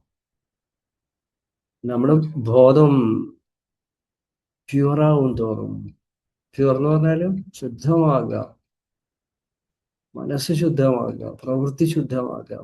പ്രവൃത്തി അല്ലെ? മനസ്സ് പറഞ്ഞ ചിന്ത, പ്രവൃത്തി, ആക്ഷൻ. പ്രവൃത്തി വെച്ച ആക്ഷൻ. ഇതിനൊരു സ്വഭാവം ഉണ്ടാവും. സ്വഭാവം നമുക്ക് എന്തുണ്ടാക്കും? ഒരു ക്യാരക്ടർ ഉണ്ടാക്കും. അതാണ് ക്യാരക്ടർ. ഞാൻ നുണ പറയില്ല, ഞാൻ നുണ പറയാത്ത ഒരാളാണ്. അങ്ങനെയാണ് ക്യാരക്ടറുകൾ. പുരാണങ്ങൾ കൊണ്ടുവയ്ക്കുമ്പോൾ പുരാണങ്ങളുടെ ഒരു ഗുണം എന്താ വെച്ച് കഴിഞ്ഞാൽ തത്വബോധത്തെക്കാളും ക്യാരക്ടർ ഉണ്ടാക്കുന്നതാണ്. എനിക്ക് ഏറ്റവും ഇഷ്ടപ്പെട്ട, ഞാൻ ഇന്ന് വരെ ജീവിച്ചപ്പോൾ എനിക്ക് ഏറ്റവും ഇഷ്ടപ്പെട്ട കഥകൾ ഏതാണെന്ന് വെച്ചാൽ, ഒന്ന് ഞാൻ എടുത്ത് പറയാം, നച്ചികേതസിന്റെ കഥയാണ്. 13-ാമത്തെ വയസ്സിൽ യമനെ കാണാൻ പോയിരിക്കുക. രണ്ടാമത് ശ്വേതകേതു. ബൃഹദാരണ്യകോപനിഷത്തില് ഗുരു ശിഷ്യന്മാരായിട്ട് പോവുക. കാരണം ജനക മഹാരാജാവ് ഒരു വലിയ വാദപ്രതിവാദം വെച്ചിട്ടുണ്ട്. ബ്രഹ്മിഷ്ഠനായിട്ട് ഏറ്റവും വലിയ ബ്രഹ്മിഷ്ഠനാണെന്ന് കണ്ടെത്തണം. ഏറ്റവും വലിയ ബ്രഹ്മജ്ഞാനിയെ എനിക്ക് അറിയണം എൻ്റെ രാജ്യത്ത് ആരെയുള്ള. അദ്ദേഹത്തിന് 100 1000 കണക്കൊന്നും എനിക്കറിയില്ല, പശുക്കളെ എടുത്തു വെച്ചിരിക്കുക. നല്ല പശുക്കൾ. അന്ന് പശുവാണ് ധനം. അതിന്റെ കൊമ്പിൽ സ്വർണം കിട്ടി വെച്ചിരിക്കുക. അയാൾക്ക് ഫസ്റ്റ് പ്രൈസ് അത്. അപ്പൊ കോടികളൊക്കെ അല്ലേ, അന്നത്തെ കോടിയാണ്. അവിടേക്ക് നമ്മുടെ ഗുരു വരിക. എനിക്ക് തോന്നുന്നു ശ്വേതകേതു എന്ന് തോന്നുന്നു, പേര് തെറ്റ് ക്ഷമിക്കണം. അതാ ശിഷ്യന്മാരായിട്ട് കടന്നു വരുന്നു. അപ്പൊ എല്ലാവരും ആരാണ്, ഞാനാണ് ബ്രഹ്മിഷ്ഠൻ എന്ന് പറയാനുള്ള ഒരു പേടിയുണ്ട്, വിഷമമുണ്ട്, നാണമുണ്ട്, ലജ്ജയുണ്ട്. കാരണം ഞാൻ എന്ന് പറയുമ്പോൾ തന്നെ മറ്റുള്ള കൂടുതൽ എല്ലാവരും ഇരിക്കുന്നവരിൽ മെച്ചമാണെന്ന് പറയണ്ടേ. അവിടേക്കാണ് ഹാളിലേക്ക് ഗുരു കടന്നു വരുന്നത്. അദ്ദേഹം പറഞ്ഞു, ശിഷ്യന്മാരോട് പറഞ്ഞു, മക്കളെ ആ പശുക്കളൊക്കെ അഴിച്ച് വീട്ടിലേക്ക് നമ്മുടെ ആശ്രമത്തിലേക്ക് കൊണ്ടുപോക്കുള്ളൂ. അത് പറഞ്ഞതോടുകൂടി ഒന്ന് ഇളകി. അവിടെ കറണ്ട് പോയി, സാരില്ല, അങ്ങനെ കാണാൻ പറ്റില്ല. എൻ്റെ എല്ലാവരും ഒന്ന് ഇളകി, ബ്രഹ്മിഷ്ഠന്മാരൊക്കെ ഒന്ന് ഇളകി. അങ്ങ് എങ്ങനെയാണ് പറഞ്ഞത്? എങ്ങനെയാണ് അങ്ങ് അത് കൊണ്ടുപോകുന്നത്? അങ്ങാണോ ഏറ്റവും വലിയ ബ്രഹ്മിഷ്ഠൻ? അപ്പൊ അദ്ദേഹം അതിന് ആൻസർ പറയാം, എല്ലാ ബ്രഹ്മിഷ്ഠന്മാർക്കായും നമസ്കാരം. എനിക്ക് ആ അഹങ്കാരം എനിക്ക് ഭയങ്കര ഇഷ്ടപ്പെട്ടൊരു അഹങ്കാരമായിരുന്നു. എന്താ അഹങ്കാരമാണോ? അല്ല, ആത്മജ്ഞാനത്തിന്റെ ഒരു സ്ഫുടം ചെയ്ത ഒരു കോൺഫിഡൻസ് ആണത്. ചിലപ്പോ ബാക്കിയുള്ളവരുടെ അഹങ്കാരത്തിന്റെ മേലുള്ള ഒരു ചെറിയ ശിക്ഷ കൂടിയായിരിക്കാം, എനിക്കറിയില്ല. നമുക്ക് ഓരോരുത്തർക്കും ഓരോ രീതിയിൽ വ്യാഖ്യാനിക്കാം. ഇത്തരം കഥകള്, ഈ തത്വവിചാരങ്ങളായ ഭഗവത്ഗീതകളൊക്കെ വായിക്കുമ്പോൾ പുരാണങ്ങൾ സപ്പോർട്ട് ചെയ്യും. പക്ഷെ പുരാണം പ്രമാണമല്ല സിബി സിസ്റ്ററെ. പുരാണങ്ങൾ നമുക്ക് ഒരിക്കലും പ്രമാണങ്ങളായിട്ട് പറ്റില്ല. ഓക്കെ, നമുക്ക് പ്രമാണങ്ങൾ എന്തൊക്കെയാ പറയാ? അഹമാത്മാ ബ്രഹ്മ, തത്വമസി, ഇതൊക്കെ ഉപനിഷത്ത് മഹാവാക്യങ്ങൾ എന്നാ പറയാം. അതൊക്കെ നമുക്ക് എടുക്കാറുണ്ട്. കാരണം മഹാവാക്യങ്ങൾ എടുത്തുകൊണ്ട് നമ്മൾ വ്യാഖ്യാനിക്കുക, അതൊക്കെ പ്രമാണങ്ങളായിട്ട് എടുക്കാം. അവിടെയാണ് ശ്രദ്ധിക്കേണ്ടത്. ഓക്കെ, ചൂടക്കാരൻ്റെ പോയി എന്നാലും കുഴപ്പമില്ല കേട്ടോ.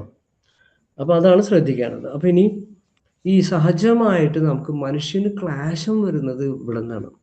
ഒന്ന് അഹങ്കാരത്തിൽ നിന്നാണ്, അത് അജ്ഞാനം കൊണ്ടുണ്ടാകുന്നതാണ്. രണ്ട് ആഗ്രഹങ്ങൾ. കാരണം ഞാൻ ചെയ്തു എന്ന് പറയുമ്പോഴേക്കും പിന്നെ അടുത്തത് ചെയ്യാനുള്ള ആഗ്രഹം വരും. ഇതൊരു ചുഴി പോലെയാണ്, മതിയാവില്ല. അപ്പൊ കർമ്മങ്ങള് അത് തന്നെ ഒരു കെണിയായിട്ട് വരും. നമ്മൾ എട്ടുകാലിനെ കണ്ടില്ലേ ജീവിക്കണ? എട്ടുകാലി വല തെയ്യുമ്പോൾ അതിൽ തന്നെ പെട്ടിട്ട് തന്നെയാണ് കക്ഷി മരിക്കാൻ തോന്നുന്നത്. ഇതൊരു ചുഴിയാണ്. അത് പല ഭാഗങ്ങളിലും, പല ഉപനിഷത്തുകളിലും, ഗീതയിലും പല ഭാഗത്തും അത് ഭംഗിയായിട്ട് സംസാര സാഗരം എന്ന് പറയുന്ന സാഗരത്തിന് 15-ാം അധ്യായം ഗീതയിൽ വൃത്തിയായി പറയുന്നുണ്ട്. സംസാരമാകുന്ന വൃക്ഷത്തെ ആയിട്ട് അവതരിപ്പിച്ചിരിക്കുന്നത്. അപ്പൊ എന്തുണ്ടാവും? വാസനകൾ ചിലപ്പോൾ ദുഷിക്കും. താഴേക്ക് വരും ബോധം. ദുർവാസനകളാവാം. നന്നായിട്ട് പോണ ഒരാളാണ്, പക്ഷെ അവിടെയാണ് ഗുരുവിൻ്റെ ഒരു ഗുരുമാർഗങ്ങൾ, അല്ലെങ്കിൽ ഗുരുവിൻ്റെ ഒരു ശ്രദ്ധ, അല്ലെങ്കിൽ ഗുരുവിനുമായിട്ടുള്ള നിരന്തര കണക്ഷൻ, അല്ലെങ്കിൽ ഈശ്വരനുമായിട്ടുള്ള നിരന്തര കണക്ഷനും ശക്തമായ ക്യാരക്ടർ എന്ന് പറഞ്ഞാൽ ഞാൻ നേരത്തെ പറഞ്ഞു, സ്വാധ്യായങ്ങളിൽ കൂടെ ഒക്കെ തെളിഞ്ഞ ഒരു ക്യാരക്ടർ, അത് നമ്മളെ ദുർവാസനകളിലേക്ക് നയിക്കാതെ നോക്കും. അങ്ങനെ നയിക്കാൻ വേണ്ടി ദിനേന ചെയ്യുന്ന കാര്യങ്ങളെയാണ് എന്ത് പറയാ, ഇപ്പം ഞാൻ നേരത്തെ പറഞ്ഞു മനനം, ശ്രവണം, മനനം, നിധിധ്യാസം. അതിലൊരു നിധിധ്യാസമായിട്ട് ഓരോ മനുഷ്യനും അവൻ്റേതായിട്ടുള്ള കഴിവിനനുസരിച്ച്, ഇപ്പോൾ ധ്യാനിക്കുന്നവർ ധ്യാനിക്കും, മഹാബോധത്തിലിരിക്കുന്നവർ എവിടെയും പോവില്ല, അവിടെ ഇരിക്കും. അവൻ്റെ കൈലാസം അവൻ്റെ റൂമാണ്, അല്ലേ? അറിയാത്തവൻ, വളരെ ഉയർന്ന ബോധം അല്ലാത്തവൻ, ആരും കുറവുള്ളവരല്ല, അമ്പലത്തിൽ പോകുന്നവരുണ്ടാവാം, ഈ മന്ത്രങ്ങൾ ചൊല്ലുന്നവരുണ്ടാവാം, ദുർദേവതകളെ പൂജിക്കുന്നവരുണ്ടാവാം. അപ്പൊ ഇവിടെയൊക്കെ എന്താ, പല ഭാഗത്തേക്ക് അജ്ഞാനം കയറി വരാം, ഇരുട്ട് കയറി വരാം മനസ്സിലേക്ക്. യഥാർത്ഥ ലക്ഷ്യം മറന്നേക്കാം. ഈശ്വരനാണ് എൻ്റെ ഉള്ളിൽ എന്ന് മറന്നേക്കാം, അത് പ്രകാശമാണെന്നുള്ളത് മറന്നേക്കാം. അപ്പൊ പതുക്കെ പതുക്കെ ഞാൻ അയ്യോ എൻ്റെത് അത് നഷ്ടപ്പെട്ടു. അപ്പോൾ കണ്ടില്ലേ, നമുക്ക് ദുർദേവതകളൊക്കെ ആരാധിച്ച് നാരായണഗുരു വൃത്തിയായി പറയുന്നുണ്ട്. അവരുടെയൊക്കെ നാരായണഗുരു പറഞ്ഞ വാക്കട്ടെ, എന്നെ പറയരുതേ ഒന്നും. നീച ദേവതകളെ ആരാധിക്കുന്നവര് നീച യോനിയിൽ പിറക്കുന്ന, ഞാൻ പറഞ്ഞ വാക്കല്ല, നീച യോനിയിൽ പിറക്കും. കാരണം കേരളീയനായിരുന്നല്ലോ നാരായണ, വളരെയൊക്കെ വ്യക്തമായിട്ട് അദ്ദേഹം പറഞ്ഞു. അദ്ദേഹം മഹാമുനിയാണ്. അപ്പൊ നമ്മൾ ആലോചിക്കും, അപ്പൊ അങ്ങനത്തെ ആൾക്കാര് കുറിച്ച് നോക്കുമ്പോൾ അജ്ഞാനമാണത്. യഥാർത്ഥമായ ജ്ഞാനം മറഞ്ഞുപോയി. സങ്കടമാണത്, അല്ലെ? സങ്കടപ്പെടണം നമ്മൾ. പുതിയ ദുഃഖങ്ങളെ വിളിച്ചു വരുത്തും അടുത്ത ജന്മങ്ങളിലേക്ക്, വീണ്ടും ഭാരങ്ങൾ കൂട്ടിക്കൊണ്ടുവരും. അങ്ങനെ പ്രീതിപ്പെടുത്തുന്ന, ആരെങ്കിലും പ്രീതിപ്പെടുത്തുന്ന, സ്വയം പ്രീതിപ്പെടുത്തുന്ന, ഈഗോയിനെ പ്രീതിപ്പെടുത്തുന്ന കർമ്മങ്ങളിൽ പോയി അനന്തമായ ചുഴികളിലേക്ക്, ആ ചുഴികളിലേക്ക് എന്നെ വീഴാതെ കാക്കയണമേ എന്നുള്ളതാണ് പ്രാർത്ഥന, പ്രകർഷണം. നന്ദി ഉണ്ടായിരിക്കുന്നതും ഭക്തി ഉണ്ടായിരിക്കുന്നതും സമർപ്പണം. 18-ാമത്തെ അധ്യായത്തിൽ എത്തുമ്പോഴേക്കും സമർപ്പണമാണ് കംപ്ലീറ്റ് വരുന്നത്. അപ്പോ ഒരു ഈശ്വരീയമായിട്ടുള്ള യാത്ര എളുപ്പമല്ല. ഒരു നിമിഷത്തിനുള്ളിൽ നമ്മൾ നമ്മുടെ കാര്യം മറക്കും, ഞാനാരാണെന്ന് പറയും, അഹങ്കാരം വരാം. ഒരു ശ്വാസത്തിൽ പോലും ശ്രദ്ധയോടെ ജീവിക്കാൻ കഴിയുന്നതിനെയാണ് സാധന എന്ന് പറയാം. ഓക്കെ. അപ്പോ വൈദിക കാലത്ത് കർമ്മം എന്ന് പറയുന്നത് സ്വത്വശുദ്ധിക്ക് വേണ്ടുന്നതൊക്കെ വികർമ്മങ്ങളായിട്ട്, വിശിഷ്ട കർമ്മങ്ങളായിട്ട് ഉണ്ടായിരുന്നു. അതുകൊണ്ടാണ് യജ്ഞം ഭഗവത്ഗീതയിൽ ഈ എന്താ പറയാ, നമ്മുടെ മനസ്സിലുള്ള ദുഷ്കർമ്മങ്ങളെ കരിച്ചു കളയുന്ന യജ്ഞത്തെ പുറത്ത് കാണിക്കാൻ വേണ്ടിയിട്ടാണ് യജ്ഞം ഉണ്ടാക്കി വെച്ചത്. അവസാന ആൾക്കാരെന്തായി, അകത്ത് കരിക്കൊന്നുമില്ല, പുറത്ത് ഇഷ്ടികയൊക്കെ വെച്ച് കുറെ കരിക്കും, കുറെ നെയ്യൊക്കെ വെക്കും, പിന്നെ തന്ത്രിമാര് വരും, നല്ല ചാർത്തുകളൊക്കെ എഴുതും, അല്ലേ? ഭയങ്കര കരിക്കല്, കുറെ പേര് ചുറ്റും ഇരിക്കും. എന്നോട് ദേഷ്യം വരരുത് കേട്ടോ. അവസാനം കുറെ ലക്ഷങ്ങളൊക്കെ പൊടിക്കും. അതാണ് യഥാർത്ഥ യജ്ഞം. ഭഗവത്ഗീതയിൽ അങ്ങനെ പറയുന്നില്ല. ഗീത പറയുന്നത് ഈ യജ്ഞത്തെ കുറിച്ച് 13-ാമത്തെ ചാപ്റ്റർ ആകുമ്പോൾ മനസ്സിലാവും നമുക്ക്. അപ്പൊ എന്താവും, പതുക്കെ യഥാർത്ഥ മാർഗത്തിലേക്ക് പോകുന്ന ആള് വഴി തെറ്റി അവസാന ഇഷ്ടികകളൊക്കെ വെച്ച് ഹോമകുണ്ഡങ്ങളൊക്കെ ഉണ്ടാക്കി അതും കത്തിച്ചിരുന്ന്. അപ്പൊ ഷാരെ നമ്മൾ ഈശ്വരിലേക്കാണോ എത്തുക? വഴിയില്ല. ഈശ്വരിലേക്കുള്ള അകത്തേക്കുള്ള മാർഗം അടയുക ചെയ്യണം. അല്ലാതെ നമ്മളൊരു അമ്പലത്തിൽ പോകുന്നതോ വിഗ്രഹം വിശേഷണ ഗ്രഹിക്കുന്നത് ആത്മജ്ഞാനത്തെ കുറിച്ചാണ്. അല്ലാതെ നമ്മളത് പോണ്ടാന്നോ ഭജന ചെയ്യേണ്ടതോ ഒന്നും പറയുന്നില്ല. പക്ഷെ ഇതാണ് തത്വം. അത് ഭഗവത്ഗീത പറഞ്ഞതായി തത്വം. ഓക്കെ. അപ്പൊ വ്യാസൻ ജീവിച്ച കാലഘട്ടത്തിൽ കർമ്മം ഇത്രയും തിരക്കുള്ളതായിരുന്നില്ല. അപ്പൊ എപ്പോഴും വിശിഷ്ട കർമ്മങ്ങളിലേക്ക് കൊണ്ടുപോയിരുന്നതുകൊണ്ടാണ്. അപ്പൊ സ്വത്വശുദ്ധി ഉണ്ടാവും, കർമ്മശുദ്ധി ഉണ്ടാവും, വാക്ശുദ്ധി ഉണ്ടാവും. അങ്ങനെയാണ് വരുന്നത്. അപ്പൊ ഇവിടെ ഈ ശുദ്ധിയിലേക്ക്, അപ്പൊ ധർമ്മം വെച്ചാൽ കർമ്മം, ധർമ്മം, യജ്ഞം ഒക്കെ ഭയങ്കര ബന്ധപ്പെട്ട വാക്ക്. അപ്പോ അടിസ്ഥാനപരമായി പ്രപഞ്ചത്തെ നിലനിൽക്കുന്ന എല്ലാം ഒരു തരത്തിൽ കർമ്മമായിട്ട് പറയാം. ആ കർമ്മത്തിന് വിഘാതമായിരുന്നതെല്ലാം അധർമ്മമാണ്. ധർമ്മത്തിൽ നിന്ന് അകലുന്നതാണ് വ്യഭിചാരം എന്ന് അതിന് പറയാം. ആചാരത്തിൽ നിന്ന് നീങ്ങുന്നതാണ് വ്യഭിചാരം. അപ്പൊ ഇവിടെ ഉണ്ടായത് ഒരു തരത്തില് അർജുനനൊരു വ്യഭിചാരം ഉണ്ടായതാണ്. മ്ലേച്ഛത വന്നു. അവിടെ പ്രൊട്ടക്ട് ചെയ്യേണ്ടതാണ് ധർമ്മം. അതിന്റെ ബാക്കിൽ നോക്കിയാൽ അറിയാലേ, അവര് അധർമ്മങ്ങളാ മുഴുവൻ ചെയ്തിട്ടുണ്ട്. അവിടെ നിന്നാണ് നമുക്ക് ഭീരുത്വത്തിന് കറക്ഷൻ വരുത്തുമ്പോഴാണ് അർജുനൻ അദ്ദേഹത്തോട് പറയുന്നത് കർമ്മത്തിന്റെ ശ്രേഷ്ഠത്തെ കുറിച്ച് വരുന്നത്. അർജുന ഉവാച, ഈ യോഗത്തിലേക്ക് പോകാം. 3-ാമത്തെ അധ്യായം കർമ്മയോഗം. അർജുന ഉവാച, അർജുനന്റെ ചോദ്യത്തോടെയാണ് തുടങ്ങുന്നത് കേട്ടോ. ജായസി ചേത് കർമ്മണസ്തേ മതാ ബുദ്ധിർജനാർദ്ദന യത് കിം കർമ്മണി ഘോരേ മാം നിയോജയസി കേശവ. ജനാർദ്ദന, ഇവിടെയൊക്കെ സിനോണിംസ് ഉണ്ട് അല്ലെ. സിനോണിംസ് പറഞ്ഞാൽ പര്യായങ്ങളാണ്. അർജുന, അല്ലയോ അർജുൻ ചോദിച്ചു, സോറി, അല്ലയോ ജനാർദ്ദന, കൃഷ്ണ, ബുദ്ധി കർമ്മണ ജായസി, ജ്ഞാനം കർമ്മത്തേക്കാൾ ശ്രേഷ്ഠമാണെന്നാണ് തേ മതാചേത്, അങ്ങയുടെ അഭിപ്രായമെങ്കിൽ. ഇത് കഴിഞ്ഞ ചാപ്റ്ററിലെ അധ്യായത്തിലെ ബാക്കികളാണ്. കേശവ, അങ്ങനെയാണെങ്കിൽ കൃഷ്ണ, തത് ഘോരേ കർമ്മണി, ഈ ഘോരമായ കർമ്മം, ഘോരമായിട്ടാണ് അദ്ദേഹം പറയുന്നത്, സത്യമാണ് അല്ലെ. യുദ്ധം, കിം മാം നിയോജസി, അതിനെതിരെ എന്നെ പിടിച്ചു വെച്ചു. വേറെ ആർക്കെങ്കിലും കൊണ്ട് കൊട്ടേഷൻ കൊടുക്കായിരുന്നില്ല ഈ പരിപാടിക്ക്?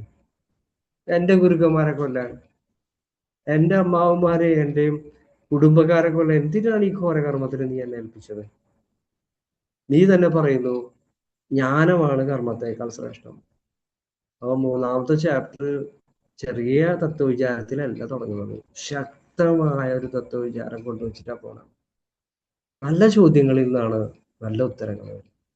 ശ്രേഷ്ഠമായ ചോദ്യങ്ങളിൽ നിന്നാണ്, എന്താ പറയുക, ജിജ്ഞാസയിൽ നിന്നാണ് ചോദ്യം വരിക. ആ ജിജ്ഞാസയാണ് ആത്മജ്ഞാനത്തിലേക്ക് നയിക്കുക. ഇപ്പോൾ നല്ല ചോദ്യങ്ങൾ അപ്രീഷിയേറ്റ് ചെയ്യപ്പെടുന്നുണ്ട്. ഗംഭീരമായ ചോദ്യം അല്ലെ, ചില്ലറ ചോദ്യമല്ല ചോദിച്ചാൽ.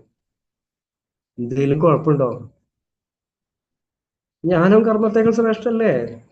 ഇവിടെ പറഞ്ഞു 2-ാമത്തെ അധ്യായത്തിൽ എത്ര ശ്ലോകത്തിലാ പറഞ്ഞ? സ്ഥിതപ്രജ്ഞ, പ്രജ്ഞയിൽ ഇങ്ങനെ സമാധിയിൽ ഇരുന്നാ മതി. ഗംഭീര ചോദ്യം. അപ്പൊ അത് നമ്മുടെ മനസ്സിൽ കൺഫ്യൂഷൻ ഉണ്ടാക്കണം. അർജുനൻ അങ്ങനെ വിഡ്ഢിയായ ആളൊന്നുമല്ല. അപ്പൊ ഈ ശ്ലോകത്തിൽ അർജുനൻ സുപരിചിതങ്ങളായ ഒന്നിലധികം പദങ്ങളെ കൊണ്ട്, വീണ്ടും വ്യാസഭഗവാൻ കൊണ്ടുവച്ചിട്ടുള്ളത് ശക്തമായ പ്രമാണങ്ങളായിട്ടുള്ള ഉപനിഷത്തിലെ പ്രമാണങ്ങളെ വീണ്ടും എടുത്തു വെച്ചിരിക്കുക. അതിൽ നിന്ന് ഈ സഹായിക്കാൻ കെൽപ്പുള്ളവരിൽ നിന്ന് കലവറയില്ലാത്ത പിന്തുണ നിർബാധം കിട്ടുമെന്ന് നല്ല ഉറപ്പില്ലാത്തപ്പോൾ അധികമായ അടുപ്പം കാണിക്കാൻ ഞാൻ സാധാരണ സ്വീകരിക്കാറുള്ള സമ്പ്രദായമാണിത്. ഇവിടെ നോക്കൂ, ഗുരുക്കന്മാരോടും പിതാമഹന്മാരോടും ബന്ധുക്കളോടും യുദ്ധം ചെയ്യുന്നത് ഘോരകർമ്മമായിട്ടാണ് പൊടുന്നനെ അർജുനൻ പറയുന്നത്. അതിനു മുമ്പ് അദ്ദേഹത്തിന് കുഴപ്പമൊന്നും ഉണ്ടായിരുന്നില്ല. കഴിഞ്ഞ അധ്യായത്തിൽ ഭഗവാൻ പറഞ്ഞ കാര്യങ്ങളെല്ലാം അദ്ദേഹം മറന്ന പോലെയോ മനസ്സിലാക്കാത്ത പോലെയാണ് വീണ്ടും 3-ാമത്തെ ചാപ്റ്ററിലേക്ക് വ്യാസ ഭഗവാൻ കൊണ്ടുവച്ചിരിക്കുന്നത്. നമുക്ക് തോന്നി അർജുനൻ ആളൊരു പൊട്ടനാണോ? എനിക്ക് സംശയം വരാറുണ്ട്. രണ്ടിൽ ഇത്രയും കാര്യം പറഞ്ഞു, സ്ഥിതപ്രജ്ഞയെ കുറിച്ച് പറഞ്ഞു, 55-ാമത്തെ ശ്ലോകം തൊട്ട് 70 ശ്ലോകം വരെ കൃഷ്ണൻ പാവം വൃത്തിയായി പറഞ്ഞു കൊടുത്തു, ഹോംവർക്ക് ഇല്ലാതെ. എന്നിട്ട് 3-ാമത്തെ ചോദ്യത്തിൽ ഇങ്ങനെ ചോദിക്കുമ്പോ എന്താ അർജുനൻ ഇങ്ങനെയെന്ന് ചോദിക്കുക എന്ന് പറയുമ്പോൾ അങ്ങനെ എടുക്കരുത്. അത് വ്യാസഭഗവാന്റെ ഈ ഗ്രന്ഥരചനയെ കുറിച്ച്, ഗ്രന്ഥരചന രീതിയായിട്ട് വേണമെങ്കിൽ നമുക്ക് എടുക്കാം. അത് നല്ല രഥ, അങ്ങനെയാണ് എൻ്റെ ഒരു വ്യാഖ്യാനം. അപ്പോ അങ്ങനെ നമുക്ക് തോന്നാൻ ചിലപ്പോ അർജുനന് അത് മനസ്സിലായില്ലേ സാഖ്യയോഗത്തിൽ പറഞ്ഞ കാര്യങ്ങൾ. പക്ഷെ ഒരു കാര്യം ഉറക്കണമെങ്കിൽ വീണ്ടും വീണ്ടും വീണ്ടും വീണ്ടും ആവർത്തിക്കണം. അതുകൊണ്ടായിരിക്കാം. അപ്പൊ തന്റെ ഗുരുക്കന്മാരെയോ ബന്ധുക്കളെയോ വധിക്കാനുള്ള അർജുനന്റെ ശ്രമമല്ല മഹാഭാരത യുദ്ധം എന്ന് നമ്മൾ മനസ്സിലാക്കണം. അതാണ് വ്യാസം കൊണ്ടുവയ്ക്കുന്നത്. അർജുന, നിന്റെ ബന്ധുക്കളെ കൊന്നല്ല, ആധാർമികളെ കൊല്ലുക എന്നുള്ളതാണ്. അല്ലെ? ധർമ്മം എന്ന് പറഞ്ഞാൽ സമസ്ത പ്രപഞ്ചത്തെ നിലനിർത്തുന്ന എന്തോ, ആ പ്രക്രിയയെ തകിടം മറിക്കുന്ന എന്തിനേയും ബാലൻസ് ചെയ്യുക എന്നുള്ളത്, അതാണ് എൻ്റെ ലക്ഷ്യം. അതാണ് കൃഷ്ണൻ പറയുന്നത്. അതാണ് യഥാഹി ധർമ്മസ്യ, അല്ലെ? ഗ്ലാനിർ ഭവതി. ഓർമ്മയില്ലേ നമുക്ക്? എന്റെ ധർമ്മം ഞാൻ അതിനു വേണ്ടിയിട്ടാണ് വന്നുള്ളത്.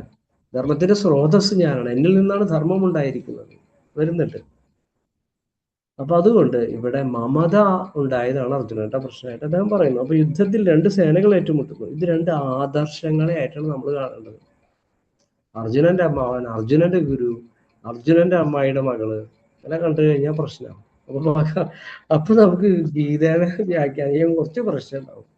എന്നാലിപ്പോ ഇത് അത് പലതരത്തിൽ വ്യാഖ്യാനിക്കുന്നവരുണ്ട്. ഇപ്പൊ എൻ്റെ അടുത്ത് അവിടെ ഒരു കക്ഷി ഉണ്ടായിരുന്നു. അദ്ദേഹം ക്രിസ്തീയ പാരമ്പര്യത്തിൽ വന്ന ഒരാളാണ്.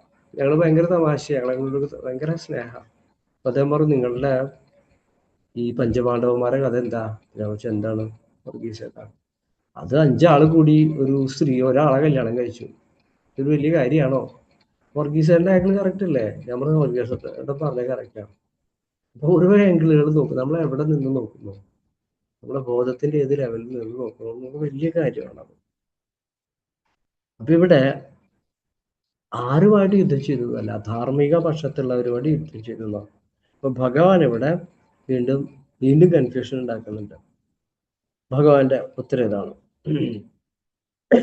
വ്യാമിശ്രേണേവ വാക്യേന ബുദ്ധിം മോഹയസീവമേ തദേകം വദ നിശ്ചിത്യ യേന ശ്രേയോ ഹമാപ്നുയാം. വ്യാമിശ്രേണ ഇവ വാക്യേന, സമ്മിശ്രമായ വാക്യം കൊണ്ട്, മേ ബുദ്ധിം, എൻ്റെ ബുദ്ധിയെ, മോഹയസി, അങ്ങ് മോഹിപ്പിക്കും പോലെ ഇരിക്കുന്നു, എന്നെ മോഹിപ്പിക്കുകയാണ് നല്ല നല്ല വാക്കുകളൊക്കെ. അഹംയേന, ഞാൻ ഇതിനാൽ, ശ്രേയ അപ്നുയാം, ശ്രേയസിനെ പ്രാപിപ്പിക്കുമോ നിങ്ങൾ പറയുന്ന കാര്യം ചെയ്താൽ? തദേകം, കാരണം ഇതൊരു വലിയ വർക്കാണ് അല്ലെ, ഒരു ഘോരമായ കർമ്മം തന്നെയാണ് ചെയ്യാൻ പോണേ അല്ലെ. അർജുനന് ഇത്രയും സൂക്ഷ്മമായിട്ടുള്ള ആഴത്തിലുള്ള സംശയം ഉണ്ടാവുന്നത് സ്വാഭാവികമാണ്. തത്തേകം, ആ ഒന്നിനെ, ആ ഏതൊന്നാണോ ആ ഒന്ന്, തത് ഏകം നിശ്ചിത്യവത, അതിനൊന്നെങ്കിൽ പറഞ്ഞുക, ഏതാണോ ആ സത്യമായിട്ടുള്ള ഒന്നിന്. നിരന്തരമായി ഭഗവത്ഗീത നിശ്ചിതമായിട്ടുള്ള ഒന്ന്, സത്യമായിട്ടുള്ള ഒന്ന്, ആനന്ദകരമായിട്ടുള്ള ഒന്ന്, സമാധിസ്ഥമായിട്ടുള്ള ആ ഒന്നിനെ കുറിച്ചുള്ള അന്വേഷണമാണ്. ഇതാണ് ബ്രഹ്മജ്ഞാനം, അതാണ് ആത്മജ്ഞാനം. അപ്പൊ ഭാരതം ലോകത്തിന് കാണിച്ചു കൊടുക്കുന്ന ഒരൊറ്റ സംഭാവന എന്താണെന്ന് ചോദിച്ചു കഴിഞ്ഞാൽ അത് ആത്മജ്ഞാനത്തിന്റെ വഴിയാണ്. അതൊരു യാത്രയാണ്. കാരണം അത് നിരന്തരമായ ഓർമ്മപ്പെടുത്തലാണ്. അർജുനനെ കൊണ്ടുവച്ചു എന്ന് മാത്രം, യുദ്ധം ഒരു സാന്ദർഭികമായി കൊണ്ടുവച്ചു എന്ന് മാത്രം. അപ്പൊ എന്താ പ്രശ്നം? ഏത് മതക്കാരായാലും നമുക്ക് മനുഷ്യന്മാരെ ഫോളോ ചെയ്യുന്നവർ വിഡ്ഢികളായിരിക്കാം, എല്ലാവരും വിഡ്ഢികളാവണമെന്നില്ല അല്ലെ. പല പല വിഡ്ഢിത്തങ്ങൾ ചെയ്യും. അർജുനന്റെ അമ്പ് കൊണ്ട് വെച്ച സ്ഥലത്താ, അത് നമ്മുടെ തൃപ്രയാർ അപ്പുറത്ത് ഇന്ന സ്ഥലമാണ്. അപ്പൊ അവിടെ നമ്മളൊരു അമ്പലം പണിയും, അല്ലെങ്കിൽ അവിടെയാണ്. പിന്നെ അവിടുത്തെ മണ്ണെടുക്കാൻ മണ്ണ് ചിലപ്പോൾ പ്രസാദമാക്കി വിൽക്കുന്നവരുണ്ടാവും. പലതരക്കാരുണ്ട്, അതിനില്ലേ ഉണ്ടല്ലേ. അപ്പൊ നമ്മൾ വടക്കേ ഇന്ത്യ കഴിഞ്ഞാൽ പക്ഷെ അതാരും കുഴപ്പമൊന്നുമില്ല. ഞാൻ ഒരിക്കലും വടക്കേ ഇന്ത്യയിൽ ഒരു യാത്ര പോയി 2004. ഞങ്ങൾ ധ്യാനമൊക്കെ ആയിട്ട് ബന്ധപ്പെട്ടു, സത്കോൾ എന്ന് പറഞ്ഞിട്ട്. അപ്പോൾ ആ വഴി എനിക്ക് ഇഷ്ടപ്പെട്ടു. കൊതുകോടം എന്നിട്ട് സ്റ്റേഷനിൽ ഇറങ്ങി. ഉത്തരാഖണ്ഡിൽ ഇറങ്ങിയപ്പോൾ തന്നെ എൻ്റെ മനസ്സ് കുളിർത്തു, ദൈവമേ. അപ്പോഴാണ് ഇന്ത്യ ഞാൻ കാണുന്നത്. ഭയങ്കര മലനിരകള്, അതിൽ കൂടെ ബസ്സൊക്കെ പോകുമ്പോൾ അഗാധമായ താഴ്വാരങ്ങളിൽ കൂടെ ഇങ്ങനെ ജലങ്ങൾ ഇങ്ങനെ ഹിമാലയത്തിൽ നിന്ന് ഒഴുകി വരുന്ന നദികള്. അപ്പൊ എനിക്ക് മനസ്സിലായി അനന്ത സ്രോതസ് പോലെയാണ്. എനിക്ക് ഓർമ്മകളൊക്കെ വന്നു. അവിടെ ചെന്ന് ഞാൻ ഇറങ്ങി കഥകോടത്തിൽ നിന്ന് കുറച്ചെത്തിയപ്പോ നൈനിതാല് കൈലാസത്തിനടുത്തുള്ള മാനസ സരോവർ കേട്ടിട്ടുണ്ടാവും അല്ലേ? മാനസ സരോവറും താഴെ കൂടെ ഒഴുകിയെത്തിയ സ്ഥലം എന്നാ പറയുന്നത്. അത് മാനസ സരോവറായിട്ട് കണക്ഷൻ ഉണ്ടെന്ന് പറയുന്ന സ്ഥലമാണ്. മാനസ സരോവർ കാണണ്ട, നൈനിതാൽ തടാകം, താൽ എന്നാ പറയാ, ഭീം താൽ, നൈനിതാൽ, അങ്ങനത്തെ കുറെ തടാകങ്ങളുണ്ട്. പാണ്ഡവന്മാരുടെ എല്ലാ എന്താ പറയാ പല കഥകളുമായിട്ട് അഭേദ്യമായ ബന്ധപ്പെട്ട കുമയൂൺ പ്രദേശങ്ങൾ എന്നാ പറയാ അതിനെ. അപാരമായിട്ടുള്ള പണ്ടത്തെ സിൽക്ക് റൂട്ടുകൾ തുടങ്ങി ഒരുപാട് ചരിത്രമുള്ള സ്ഥലങ്ങളാണ്. നമ്മൾ കാലുവെക്കുന്ന ഭൂമിയിൽ ചരിത്രങ്ങൾ ഉണ്ടാവും. പക്ഷെ ആ ഭൂമിയിൽ കാലുവെക്കുന്നവരും നടക്കുന്നവരും ഒന്നും അറിയാത്തവരുണ്ടാവും, കഴുതകളുണ്ടാവും. ആൾക്കാരില്ല ഞാൻ പറയത്തിട്ടാ, യഥാർത്ഥ കഴുതകൾ. പക്ഷെ ഓരോ മണ്ണ് ചവിട്ടുമ്പോഴും എത്രയോ കഥകൾ ഓർമ്മിക്കുന്ന, അതിന്ന് ഊർജം സ്വീകരിക്കുന്ന ആൾക്കാരുണ്ടാവും. എനിക്ക് അവിടെ ഒരുപാട് ഓർമ്മകൾ വന്നു. ദൈവം, ഓരോ കഥകൾ കേട്ടപ്പോൾ എനിക്ക് ഭയങ്കര എന്താ പറയാ എനർജി ഉണ്ടായി. ഇതൊരു രസമാണ്. അവിടെ നൈനിതാൽ തടാകത്തിലൂടെ ഞാൻ പോയിട്ട് എനിക്കൊരു നല്ല ഫ്രണ്ടിനെ കിട്ടി അവിടെ. എൻ്റെ കൂടെ ധ്യാനിക്കാൻ വന്ന ലക്ഷദ്വീപ് ഇന്ത്യ സൗത്ത് ഇന്ത്യയിലത്തെ ഒരു ടെലികോമിന്റെ വലിയൊരു സീനിയർ ഓഫീസർ, അത് റിട്ടയർഡ്. അദ്ദേഹം പറഞ്ഞ് നമുക്കൊന്ന് ഇറങ്ങി വരാം. അപ്പൊ അവിടെ ലക്ഷ്മി ഒരു ക്ഷേത്രം ഉണ്ട്. എന്റെ പേര് വന്നു. എന്തൊരു ഭംഗിയാ പുലർച്ചെ കാണാൻ, സ്വർഗം പോലെ എനിക്ക് തോന്നി. അവിടെ നിന്ന് കഴിഞ്ഞാൽ തൃശ്ശൂർ കാണാം. തൃശ്ശൂർ എന്ന് പറഞ്ഞാൽ ചൈന ബോർഡറാണ്. അപ്പൊ അവിടെ നോക്കുമ്പോൾ ഓരോ സ്ഥലങ്ങളും വേണമെങ്കിൽ പൂജിക്കാം നമുക്ക്. ഓരോ സ്ഥലത്തെ മണ്ണെടുത്തിട്ട് വേണമെങ്കിൽ നമുക്ക് പ്രസാദമാക്കാം. വടക്കോട്ട് പോകും തോറും നിറച്ചതാ. എന്തൊരു ഭംഗിയാ കാണാൻ. അപ്പൊ ഞാൻ പറഞ്ഞു വന്നത്, തത്വം ഒന്ന്, അനുഷ്ഠാനം ഒന്ന്, വഴിതെറ്റാവുന്ന മാർഗങ്ങൾ വേറെ. അപ്പോ വളരെ ശ്രദ്ധയോടെ സഞ്ചരിക്കേണ്ടത് ഒന്നാണ് ആത്മീയപാത. ഓക്കെ, അതിങ്ങനെ അധമ മാർഗത്തിലേക്ക്, കീഴ്മാർഗങ്ങളിലേക്കൊക്കെ വരാം. അപ്പോ ഭഗവാൻ ചോദ്യത്തിന് ഉചിതമായ മറുപടി കൊടുക്കുന്നത് എങ്ങനെയാണ്? 3-ാമത്തെ ശ്ലോകം. ലോകേസ്മിൻ ദ്വിവിധാ നിഷ്ഠ പുരാ പ്രോക്ത മയാനഖ ജ്ഞാനയോഗേന സാഖ്യാനാം കർമ്മയോഗേന യോഗിനാം. വളരെ ഇമ്പോർട്ടൻ്റ് ആയിട്ടുള്ള ശ്ലോകം. ഭഗവാൻ പറയുക, അനഖ, അല്ലയോ പാപരഹിതനായവനെ. അങ്ങനെ അർജുനൻ പാപബോധത്തോടെ നിൽക്കണം അല്ലേ? കാരണം അമ്മാവന്മാരെ കൊല്ലണു, ഗുരുക്കന്മാരെ കൊല്ലാൻ പോണു, ഞാൻ ആൾറെഡി ഞാൻ പാപിയാ എന്ന് പറഞ്ഞിട്ടാ മൂപ്പര് നിൽക്കണേ. അദ്ദേഹത്തിന് കൃഷ്ണൻ എങ്ങനെ അഭിസംബോധന ചെയ്യണേ? അല്ലയോ പാപരഹിത അനഘ. ശരിക്കും നമ്മളൊക്കെ പാപരഹിതന്മാരാ. നമ്മുടെ ആത്മാവ് അവിടേക്ക് നമ്മൾ മനസ്സുകൊണ്ട് ഉണ്ടാക്കുന്നതാണ്. കർമ്മത്തിനെ നമ്മൾ എണ്ണുന്നത് അങ്ങനെയാ. ഓക്കെ, നീചകർമ്മം നമ്മൾ തന്നെ എണ്ണുക. അപ്പോ അസ്മിൻ ലോകെ, ഈ ലോകത്തിൽ, അല്ലയോ പാപരഹിത, സാഖ്യാനം ജ്ഞാനയോഗ്യാണ്, സാഖ്യന്മാരുടെ സാഖ്യയോഗം എന്ന് പറഞ്ഞാൽ വ്യവച്ഛേദിച്ചറിയുന്നത് മനസ്സിലാക്കിയാൽ മതി തൽക്കാലം. സാഖ്യന്മാരുടെ ജ്ഞാനയോഗം, സാഖ്യയോഗം, ജ്ഞാനയോഗം എന്നർത്ഥം. വേറെ അർത്ഥമാണ് തത്വയോഗം, ജ്ഞാനയോഗം. സാഖ്യന്മാരുടെ ജ്ഞാനയോഗം അനുസരിച്ചും യോഗീനാം കർമ്മയോഗന, യോഗികളുടെ കർമ്മയോഗം അനുസരിച്ചും. അങ്ങനെയാണെങ്കിൽ ഭഗവത്ഗീത അല്ല, ഭക്തി കർമ്മ ജ്ഞാനയോഗങ്ങളുടെ ഒക്കെ എല്ലാം പറയുന്നൊരു ഗ്രന്ഥമാണിത്. അപ്പൊ ഇദ്ദേഹം പറയണ എന്താ? അല്ലയോ പാപരഹിതനായ അർജുന, ഈ ലോകത്തിൽ സാഖ്യന്മാരുടേതായി നമ്മൾ പഠിച്ചിട്ടുള്ള ജ്ഞാനയോഗം അനുസരിച്ച്, യോഗിമാരുടെ കർമ്മയോഗം അനുസരിച്ചും വിവിധ നിഷ്ഠ, 2 തരം നിഷ്ഠയുണ്ട്. ശ്രദ്ധയോടെ കേൾക്കണം നമ്മളത്. മയാ പൂരാ പ്രോക്ത എന്ന് പണ്ടേ പുരാണമായിട്ട് പൗരാണികമായി പറഞ്ഞു വെച്ചിട്ടുണ്ട്. അപ്പൊ പതുക്കെ തുടങ്ങാം ഒരു പുതിയ വിഷയത്തിലേക്ക്. എന്ന് പറഞ്ഞാല് പാപരഹിതനായ അർജുന, ഈ ലോകത്തിൽ ജ്ഞാനമാർഗത്തെ കുറിച്ച് പറയുന്ന സാഖ്യന്മാരായിക്കോട്ടെ, കർമ്മയോഗത്തെ കുറിച്ച് പറയുന്ന യോഗിമാരായിക്കോട്ടെ, രണ്ടു തരം നിഷ്ഠകളെ കുറിച്ചാണ് കർമ്മയോഗത്തിന്റെ പ്രധാനമായിട്ടുള്ള മൂന്നാമത്തെ ശ്ലോകം കൊണ്ടുവയ്ക്കുന്നത്. ഓക്കെ, ഇനി എന്താണ് മാർഗങ്ങൾ?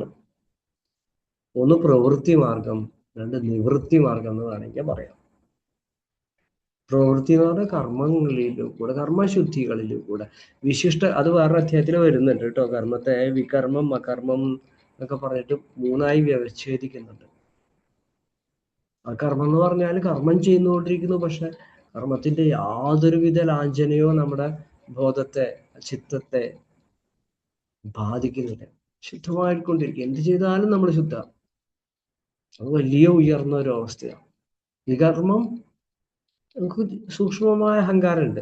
ഓ, ഞാൻ നല്ല കാര്യം ചെയ്തു, ഞാൻ പുണ്യകർമ്മം ചെയ്തു, അതൊരു അഹങ്കാരം തന്നെ, അതൊരു മായ, അത് വിശിഷ്ട കർമ്മമാണ്. പക്ഷെ അത് സാത്വിക ബുദ്ധി ഉണ്ടാക്കുന്നത് കൊണ്ട് നല്ലതാണെന്ന് പറയാം. ഓക്കെ, അപ്പൊ കർമ്മയോഗവും ജ്ഞാനയോഗവും എന്ന് പറയുമ്പോൾ വാസ്തവത്തിൽ പരസ്പര വിരുദ്ധങ്ങളായിട്ട് തോന്നാം, പക്ഷെ അങ്ങനെയല്ല. അത്ര പരിപൂരകങ്ങളാണ്. കർമ്മമില്ലാണ്ട് ഞാനുണ്ടോ? ഞാനില്ലാണ്ട് കർമ്മമുണ്ടോ? നമുക്ക് ആലോചിച്ചുകൂടാ. അത് പഠിക്കാൻ വേണ്ടി മാറ്റി വെച്ചിരിക്കുക അല്ലേ? അപ്പൊ എന്താ ജ്ഞാനം? ശരിയായ ജ്ഞാനം ആത്മജ്ഞാനാണ്. ഞാൻ സത്യമാണെന്നറിയാം. ഞാൻ ഇതം സർവം, സർവത്തിൽ നിറഞ്ഞിരിക്കുന്ന ഈശ്വരനാണെന്നറിയാം. ഈശോവാസ്യം ഉദ്ദേശത്തിലെ വാക്കാം, ഈശാവാസ്യം ഇതം സർവം. നിത്യമായി പ്രകാശിക്കുന്നവനാണെന്നറിയാം, പാപരഹിതനാണെന്നറിയാം, നൈരന്തര്യമുള്ളവനാണ്, ഞാൻ ജനിച്ചിട്ടില്ല, മരിക്കുന്നില്ല, നിരന്തരമാണെന്ന് തിരിച്ചറിയാം. അതിലേക്കുള്ള എന്താ വഴി? എന്തിനാ പറ്റുന്നത്? കാരണം ജനിച്ചു കഴിഞ്ഞാൽ അഹങ്കാരം, മനസ്സ്, ബുദ്ധി, അഹങ്കാരം കൊണ്ട് ലോകത്തെ അറിയുന്നത് കൊണ്ട് ഈ അഹങ്കാരം ഉണ്ടാവും, ആഗ്രഹങ്ങൾ ഉണ്ടാവും, ജ്ഞാനം നേടുന്നതിന്റെ ഒരു പ്രശ്നമുണ്ട്. അതാണ് അവിദ്യ. അപ്പോ ശരിയായ ജ്ഞാനം പറഞ്ഞു തരാനുള്ള ഒരാളാണ് ഗുരു. ഇത് മൂന്നും കൂടി വരണം. ഓക്കെ, അപ്പൊ അനാസക്തിയോടെ പെടുന്ന കർമ്മം. അപ്പൊ കർമ്മത്തിനെ തന്നെ വ്യവച്ഛേദിച്ച് വീണ്ടും അടുത്തൊരു അധ്യായത്തിൽ പരാമർശിക്കുന്നുണ്ട്. അപ്പൊ നല്ല ക്ഷമയോടെ താല്പര്യമുള്ളവർക്ക് വേണ്ടി മാത്രമുള്ളതാണ് ഗീത. ലാസ്റ്റ് പറയുന്നുണ്ട് അവസാനത്തെ ചാപ്റ്ററിൽ, ഇതിന് താല്പര്യമില്ലാത്തവരോടും, പിന്നെ എന്താ പറയാ, ഈ രജോ തമോ ഗുണമുള്ളവർക്കും പറഞ്ഞു കൊടുക്കരുത് കൃഷ്ണൻ പറയുന്നുണ്ട്. ഇതിനൊക്കെ ദുർവ്യാഖ്യാനിച്ചതാണ് എന്താ പറയാ സ്മൃതികളിൽ എഴുതിയത്. ശുദ്രന്റെ ചെവിയില് വർണ്ണാശ്രമ ധർമ്മങ്ങളൊക്കെ എത്ര വികലമാക്കിയിട്ടാണ് ആൾക്കാർ വ്യാഖ്യാനിക്കുന്നത്. മനസ്സിലായില്ലേ? ഭഗവത്ഗീത പോയിട്ട് ഇതൊന്നും വായിച്ചിട്ടുണ്ടല്ലേ? പ്രമാണ ഗ്രന്ഥങ്ങൾ വായിച്ചിട്ടുണ്ടാവില്ല. എന്തൊക്കെയോ വ്യാഖ്യാനിക്കുന്നത് അല്ലേ? ആർക്കും വ്യാഖ്യാനിക്കാവുന്ന കാര്യങ്ങളായിരുന്നു, പ്രത്യേകിച്ച് സോഷ്യൽ മീഡിയ ഒക്കെ വരുമ്പോൾ. അപ്പൊ അങ്ങനെ കർമ്മം എന്ന് പറഞ്ഞാൽ മനസ്സിനെ ശുദ്ധമാക്കുന്ന കർമ്മം, ചിന്തകൾ. ഇത്ര മനസ്സിലാക്കിയ വളരെ ലളിതായി, ഇതിന് വലിയ ബുദ്ധിയൊന്നും വേണ്ട. ഏറ്റവും ശുദ്ധമാക്കുന്നതാണ് ധ്യാനം. കാരണം മനസ്സിനെ അവിടേക്ക് ഇവിടേക്കൊന്നും വിടുന്നില്ല അല്ലെ? അവിടേക്ക് പോയി ഇവിടേക്ക് പോയി ഭക്ഷണമൊക്കെ കഴിക്കണം, എല്ലാം കഴിഞ്ഞപ്പോഴും ധ്യാനാത്മകമായ ഒരവസ്ഥയിൽ ഇരിക്കാൻ പറ്റുക എന്ന് പറഞ്ഞാൽ ദൈവമേ, ദൈവത്തോട് ചേർന്ന്. അതാണ് നമ്മുടെ ക്ഷേത്രം നമ്മുടെ ഉള്ള അതിനോട് ചേർന്നിരിക്കാൻ പറ്റുക. അപ്പോഴാണ് യഥാർത്ഥ യാത്ര തുടങ്ങുക. മറ്റേത് നമ്മൾ കാശിക്കൊക്കെ പോവുക, അവിടുന്ന് പുറത്തേക്ക് പോണ യാത്രയല്ല, അകത്തേക്കുള്ളതാണ് ഞാൻ. അപ്പൊ അതുകൊണ്ട് അങ്ങനെ മനസ്സിനെ ശുദ്ധമാക്കി ധ്യാനത്തിന്റെ സൂക്ഷ്മ മേഖല എന്ന് പറഞ്ഞാൽ ആഴങ്ങളിലേക്ക്, ഈശ്വരീയമായ ലോകത്തിലേക്ക്, അകത്തേക്ക് പോകാൻ അർത്ഥം. പക്ഷെ പിന്നീട് വ്യാസഭഗവാന്റെ ഒക്കെ കാലം കഴിഞ്ഞ് കർമ്മമാർഗങ്ങൾ വേറെ ഉണ്ടാക്കി, ജ്ഞാനമാർഗങ്ങൾ വേറെ ഉണ്ടാക്കി, അങ്ങനെ തിരിഞ്ഞ് ഒരുപാട് പോയിട്ടുണ്ട്. അത് നമ്മുടെ കുഴപ്പമില്ല. പിന്നെ അതിൽ എണ്ണമറ്റ ഗുരുപരമ്പരകൾ ഉണ്ടാക്കി, ഞങ്ങൾ ശരിയെന്ന് പറഞ്ഞവരുണ്ട്. യഥാർത്ഥ മനസ്സിലാക്കണമെങ്കിൽ ഭഗവത്ഗീതയൊക്കെ എടുത്ത് നമുക്ക് മനസ്സിലാവും ഇത് രണ്ടല്ല. ഓക്കെ, ഉപാസനകൾ എടുത്തുകൊണ്ട് അതിൽ ആയിരക്കണക്കിന് ഉപാസകന്മാരുണ്ടായി. എല്ലാത്തിനെയും നമുക്ക് എന്താ പറയാ നിന്ദിക്കാൻ പാടില്ല. പക്ഷെ യഥാർത്ഥ ജ്ഞാനം ഉണ്ടാവണം, ഉണരണം. അതൊക്കെ നമ്മുടെ ലക്ഷ്യമായിട്ട് വയ്ക്കേണ്ടത്. ഇവിടെ ഭഗവാൻ വ്യക്തമായി പറയുന്നു, ലോകത്തിൽ ആത്മശ്രേയസ്സിനായി 2 മാർഗങ്ങൾ നിർദ്ദേശിക്കപ്പെട്ടിട്ടുണ്ടെന്നാണ് പറയുന്നത്. ഓക്കെ, ഇവിടെ കൃഷ്ണൻ സംസാരിക്കുന്നത് ദ്വിവിധാ നിഷ്ഠ പുരാ പ്രോക്തമയ, പുരാണകാലത്തെ പറയുന്നു. അപ്പൊ അത് വളരെ പണ്ട് പറയുന്നതാണ്. ഓക്കെ, അപ്പൊ കർമ്മയോഗം ലക്ഷ്യത്തിലേക്കുള്ള മാർഗമാണ്. ഇവിടെയാണ് ഈ 3-ാമത്തെ അധ്യായത്തിന്റെ ശ്രേഷ്ഠത വരുന്നത്. കർമ്മം യാതൊരു സംശയവും വേണ്ട, ശുദ്ധമായ കർമ്മം, ശുദ്ധമായ നീലമാണ്, പ്രത്യക്ഷമായ അല്ല, ജ്ഞാനമാർഗത്തിലേക്കുള്ള ആക്ഷനാണ്. നമ്മൾ കാറിലിരുന്നു, കാറ് സ്റ്റാർട്ട് ചെയ്യുന്നില്ല, നമ്മൾ മനസ്സിൽ വിചാരിച്ചാൽ മതിയോ തൃശ്ശൂരെത്തണം, മുംബൈയിലെത്തണം? കർമ്മം വേണം, കൃത്യമായ അറിവ് വേണം. ഏത് വഴിയിലൂടെ ഞാൻ പോകട്ടെ, തൃശ്ശൂർ വളഞ്ഞ വഴി വേണോ? അതൊക്കെയാണ് നമ്മുടെ ഒരു തടസ്സങ്ങളായിട്ട് വരിക. കൃത്യമായ അറിവ് വേണം. എന്തൊക്കെ അറിവ്? ആ വഴിയിൽ ചിലപ്പോൾ ഇന്ന് ബ്ലോക്ക് ഉണ്ടാവാം. അങ്ങനെ നമുക്ക് കൃത്യമായ അറിവുണ്ടായിരിക്കണം. അപ്പൊ കർമ്മയോഗം ലക്ഷ്യത്തിലേക്കുള്ള മാർഗമാണ്. കർമ്മം ജ്ഞാനത്തിലേക്ക് നയിക്കുന്നു എന്നാണ് ഇതിന്റെ ലളിത വ്യാഖ്യാനം. ജ്ഞാനം അന്യാപേക്ഷയില്ലാതെ നേരിട്ട് ലക്ഷ്യം പ്രാപിക്കുന്നതാണ്. ഇതിന് വിശദീകരിക്കുന്നതാണ് 4-ാമത്തേത്. ലാസ്റ്റായിട്ട് ഞാൻ പറയാം. ന കർമ്മണ മനാരംഭാത് നൈഷ്കർമ്മ്യം പുരുഷോശ്നുതേ നച സനാദേവ സിദ്ധിം സമധിഗച്ഛതി. കർമ്മണം അനാരംഭാത് നമുക്ക് അന്വയിക്കാം. കർമ്മം ഒന്നും ചെയ്യാൻ തുടങ്ങുന്നില്ല എന്നതുകൊണ്ട് മനുഷ്യൻ കർമ്മം ചെയ്യാത്ത ആളാണെങ്കിൽ പുരുഷ, അത്തരം മനുഷ്യൻ നൈഷ്കർമ്മ്യം ന അശ്നുതേ, നിഷ്കാമകർമ്മം, നൈഷ്കർമ്മ്യം പ്രാപിക്കുന്നില്ല, ഗുണമില്ല എന്നർത്ഥം. സന്യസനാദേവ, കർമ്മങ്ങളെ ത്യജിച്ചു എന്നുകൊണ്ട് സിദ്ധിയെ പ്രാപിക്കുന്നുമില്ല. ഇത് പക്ഷേ കൃഷ്ണൻ ഏറ്റവും കോംപ്ലിക്കേറ്റഡ് ആയി കൊണ്ടുവച്ചൊരു ശ്ലോകമായിരിക്കും ഇത്. എന്ന് പറഞ്ഞാല് ഇനി അടുത്തതില് ഇതൊക്കെ പറഞ്ഞു വെച്ച് അടുത്തതിന്റെ പിന്നത്തെ ചാപ്റ്റർ പറയുന്നത് കർമ്മസന്യാസ, കർമ്മത്തിനെ നിഷേധിക്കാൻ പറയുന്നുണ്ട്. ഇതൊക്കെ വിരോധമായിട്ട് തോന്നേണ്ടതല്ല എന്ന് പറയും. കാരണം ഭാരതീയ ബോധശാസ്ത്രത്തിൽ ഏറ്റവും കൺഫ്യൂഷൻ ആക്കുന്ന ഒരു പദങ്ങളിൽ കൂടിയാണ് നമ്മളിപ്പോ കർമ്മത്തെ നിരസിക്കുക. പണ്ട് കേട്ടിട്ടുണ്ട് ഞാൻ തമാശ പറയണമെന്ന് വിചാരിച്ചാൽ മതി കേട്ടോ. എൻ്റെ ഒരു അമ്മൂമ്മയുണ്ട്, അവരുടെ ഒരു ബന്ധു പറയാറുണ്ട്, മറ്റേ അമ്മൂമ്മയുടെ ഭർത്താവ്. അപ്പൊ ഞാനിങ്ങനെ എനിക്ക് അമ്മൂമ്മ എനിക്ക് കഥകളൊക്കെ പറയും, ഞാൻ അമ്മാന്ന് വിളിക്കും. അയാളിങ്ങനെ സന്യാസിയായി പോയി. അപ്പൊ എൻ്റെ ജാതകത്തിൽ സന്യാസിയൊക്കെ ഉണ്ട്, അതൊക്കെ പറയാറുണ്ട് കേട്ടോ. ഞാൻ ജനിച്ച സമയമൊക്കെ പറയും. അപ്പൊ എനിക്ക് എന്നെ മനസ്സിൽ സന്യാസി ആരാ? അപ്പൊ അന്നൊക്കെ ഭിക്ഷയ്ക്കൊക്കെ ആൾക്കാർ വരില്ലേ ഇങ്ങനെ കാവ്യൊക്കെ ഇട്ടിട്ട് വീട്ടിൽ. അപ്പൊ എന്റെ മനസ്സിൽ അതാണ് സന്യാസി. എനിക്ക് വിഷമം തോന്നി. അപ്പൊ ഞാൻ ഒരിക്കൽ പിന്നെ അതൊക്കെ കേട്ടെന്റെ മനസ്സിൽ തറച്ചു കിടക്കാം. അപ്പൊ ഞാൻ ഒരിക്കൽ ഇങ്ങനെ ചോദിച്ചു, അമ്മൂമ്മ ഇങ്ങനെ ഇന്നയാളുടെ ആ അമ്മൂമ്മയുടെ ഭർത്താവ് സന്യാസിയായി പോയില്ല, എന്തിനാ എവിടേക്കാ പോയിണ്ടാവും? പിന്നെ ആള് വന്നില്ല. എനിക്കതിങ്ങനെ ഇങ്ങനെ കിടക്കുക, ആള് വന്നിട്ടില്ല, എവിടേക്കോ പോയി. എന്റെ മനസ്സ് ചെറിയ കുട്ടിയല്ലേ, എവിടേക്കോ എന്തായിരിക്കും പോയിരിക്കുക, എന്തായിരിക്കും ആള് മനസ്സ്, എന്താണ് വീട്ടിൽ വരാൻ? ഞാൻ ഒരിക്കൽ അമ്മൂമ്മ പറഞ്ഞു, ഞാൻ കാര്യം ഞാൻ നിന്റെ അടുത്ത് പറയാം, ആരും പറയണ്ട. അത് അയാൾ പോയതൊന്നുമല്ല, അതിന്റെ ആ അമ്മൂമ്മയുടെ ശല്യം കൊണ്ട് സഹിക്കാൻ വയ്യാണ്ട് ഓടിപ്പോയതാ.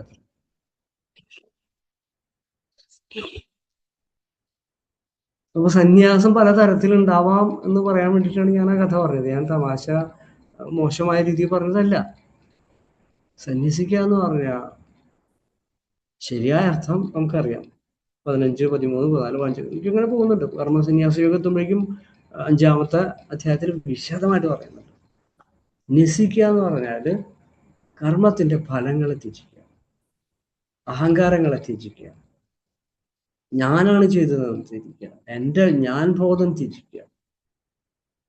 അപ്പോ ഇതിനെ പലരും പലതരത്തിൽ വ്യാഖ്യാനിച്ചു കൂട്ടിയിട്ടുണ്ട്. കർമ്മത്തെ ത്യജിക്കുക എന്ന് പറഞ്ഞാൽ വീട്ടുകാരെ ത്യജിക്കുക, കല്യാണം കഴിച്ചു, അതിനൊന്നും പ്രശ്നമില്ല. കഴിച്ചതിന് ശേഷമാണ് ത്യജിക്കുന്നത്. കഴിക്കാണ്ടിരുന്നാ പോരെ? കുട്ടികളൊക്കെ ആയിട്ട് പിന്നെ ത്യജിച്ചിട്ട് വല്ല കാര്യമുണ്ടോ? അപ്പൊ ഞാൻ ചോദിക്കുന്ന, എൻ്റെ മാസ്റ്റർ ഇപ്പൊ ചോദിക്കുന്ന ഋഷിമാരുടെ അടുത്ത് ഏതെങ്കിലും ഋഷി കല്യാണം കഴിക്കാത്തതായിട്ടുണ്ടോ? അഷ്ടവക്രൻ എടുക്കൂ. അഷ്ടവക്രൻ എൻ്റെ അച്ഛൻ ആരാ? ഉദ്ദാലകൻ. അദ്ദേഹത്തിന്റെ ഗുരു സ്വന്തം മകളെയാണ് കല്യാണം കഴിച്ചു കൊടുത്തത്. ശ്രേഷ്ഠമായ കർമ്മം മനുഷ്യനായി ജനിക്കുമ്പോ സൃഷ്ടി നടത്തി വേണ്ട വിധത്തിൽ കർമ്മം ചെയ്തിട്ടാണ് അവർ വന്നിട്ടുള്ളത്, ഓരോ ഋഷിമാരും. പക്ഷെ ചില യുഗങ്ങളെ കൊണ്ട് അവധൂതന്മാരുണ്ടായിട്ടുണ്ട്. അവധൂതന്മാര് വേറെ, അത് ആത്മീയമായി ചില നിലകളിലെത്തി ആ അനന്ത രീതിയിൽ ഇങ്ങനെ പോകുന്നവരാ. അതൊക്കെ പിന്നീട് വന്ന കാലഘട്ടങ്ങളിലാണ് അവധൂതം. അപ്പോൾ ഋഷിമാരെ കാലഘട്ടത്തിൽ അങ്ങനെ ഒരു ത്യജിച്ചുകൊണ്ട് ഫാമിലി പോയ ഒരു പരാമർശവും ഉണ്ടായിട്ടില്ല. അവധൂത വൃത്തിയൊക്കെ പിന്നീട്, വളരെ പിന്നീട് വന്നിട്ടുണ്ട്, എവിടെയും ഉണ്ടായിട്ടില്ല. അപ്പൊ നമ്മൾ വ്യാഖ്യാനിക്കുമ്പോൾ ശ്രദ്ധിക്കേണ്ടത് ഏത് കാലഘട്ടമാണ്. ഇടക്കാലം വെച്ചൊരു കാലം മാത്രം എടുത്തിട്ട് വ്യാഖ്യാനിക്കുമ്പോൾ അത് പ്രമാണങ്ങളൊക്കെ തെറ്റിക്കും. അവിടെ ശ്രദ്ധിക്കുക, ഭഗവത്ഗീത ഒരു തരത്തില് നമ്മൾ ഇതുവരെ പഠിച്ചു വെച്ച ഉറച്ചുപോയ ചില ശീലങ്ങള്, ധാരണകളെ ശക്തമായി തിരുത്തുന്ന ഒരു ഗ്രന്ഥമാണ്. പലരുടെയും വിചാരം അതിങ്ങനെ ഭയങ്കര സുഖ, വായിച്ചു കഴിഞ്ഞാൽ അങ്ങനെ കൃഷ്ണൻ വരും, നേരെ കൊണ്ടുപോകും. അങ്ങനെയൊന്നുമല്ല. കൃഷ്ണൻ കൃത്യമായ കൃഷ്ണൻ തന്നെയാ. ശക്തമായിട്ട് അർജുനനെ യുദ്ധം ചെയ്യാൻ പ്രേരിപ്പിക്കുന്ന, കറക്ഷൻ ചെയ്യുന്ന ഒരാളാണ്. ഒരു തരത്തില് നമ്മുടെ ഉള്ളിലുള്ള സംശയാലുക്കളായ അനവധി അർജുനന്മാർക്ക് കറക്റ്റ് കറക്ഷൻ തരുന്ന ഒരു ഗ്രന്ഥമാണ് ഭഗവത്ഗീത. മനസ്സിലായോ? അപ്പൊ കൃഷ്ണൻ നമ്മളെ പ്ലേസ് ചെയ്യുന്ന ഒരാളല്ല. അയ്യോ നമ്മുടെ ആളാ, ഇന്നും ഗുരുവായൂർ വരുന്നുണ്ട്, എന്നാ നമുക്ക് കുറച്ച് കൊടുക്കാനോ, പ്രശ്നമൊന്നും ഉണ്ടാവില്ല. അങ്ങനെയൊന്നല്ല. അങ്ങനെയാണോ? അങ്ങനെയാണെങ്കിൽ കൃഷ്ണനല്ല. എന്താണ് തത്വമായിരിക്കുന്നത്, എന്താണ് ധർമ്മമായിരിക്കുന്നത്, എന്താണ് വ്യവസ്ഥയായിരിക്കുന്നത് പ്രപഞ്ചത്തിന്റെ, ഇത് പറയുന്ന ആൾ തന്നെയാണ് കൃഷ്ണൻ. അവിടെ യാതൊരു സംശയവുമില്ല. അപ്പൊ കൃഷ്ണൻ ഒരു തരത്തിൽ വരുന്നത് വ്യക്തതയാണ്, കൃത്യമായ വ്യക്തതയാണ്. അത് എന്താണോ അധിഷ്ഠാനമായിരിക്കുന്നത് അത് അനന്തമായിട്ടാണ് ഇരിക്കുന്നത്. അപ്പൊ കൃഷ്ണന് നമുക്കവിടെ മെൽറ്റ് ചെയ്യാൻ പറ്റില്ല. അങ്ങനെ ആരെങ്കിലും ധരിക്കുന്നുണ്ടെങ്കിൽ ഭഗവത്ഗീത അത്ര ഗ്രന്ഥവുമല്ല എന്നാണ് എൻ്റെ ശക്തമായ അഭിപ്രായം. ഈ സ്വാമിയൊക്കെ വന്നു കഴിഞ്ഞാൽ സ്വാമിയോട് ചോദിച്ചോളൂ കേട്ടോ. എനിക്ക് എൻ്റെ അഭിപ്രായം പറയണ്ടേ നിങ്ങൾക്ക്? അതാണ് നമ്മുടെ ഇന്ത്യൻ ഗ്രന്ഥങ്ങളുടെ ഒരു ഗുണത. തത്വം നമുക്ക് എല്ലാവർക്കും നല്ല സ്വാതന്ത്ര്യമുണ്ട്, അല്ലേ? പക്ഷെ ദ്വേഷിക്കരുത്. അതാണ് നമ്മൾ ആദ്യം മന്ത്രം ചൊല്ലിയത്, മാ വിദ്യുഷാവഹായി. ദ്വേഷിക്കാനല്ല നമ്മൾ. ഇതാണ് എൻ്റെ 4ാമത്തെ ശ്ലോകത്തിലേക്ക് കൊണ്ടുവച്ചിട്ടാണ് ഞാൻ അവിടെ നിർത്തുന്നത്. ഓക്കെ, ഇനിയും പോയി കഴിഞ്ഞാൽ തത്വം ഒരുപാടാവും. Thank you. 8:30 നമുക്ക് എന്തെങ്കിലും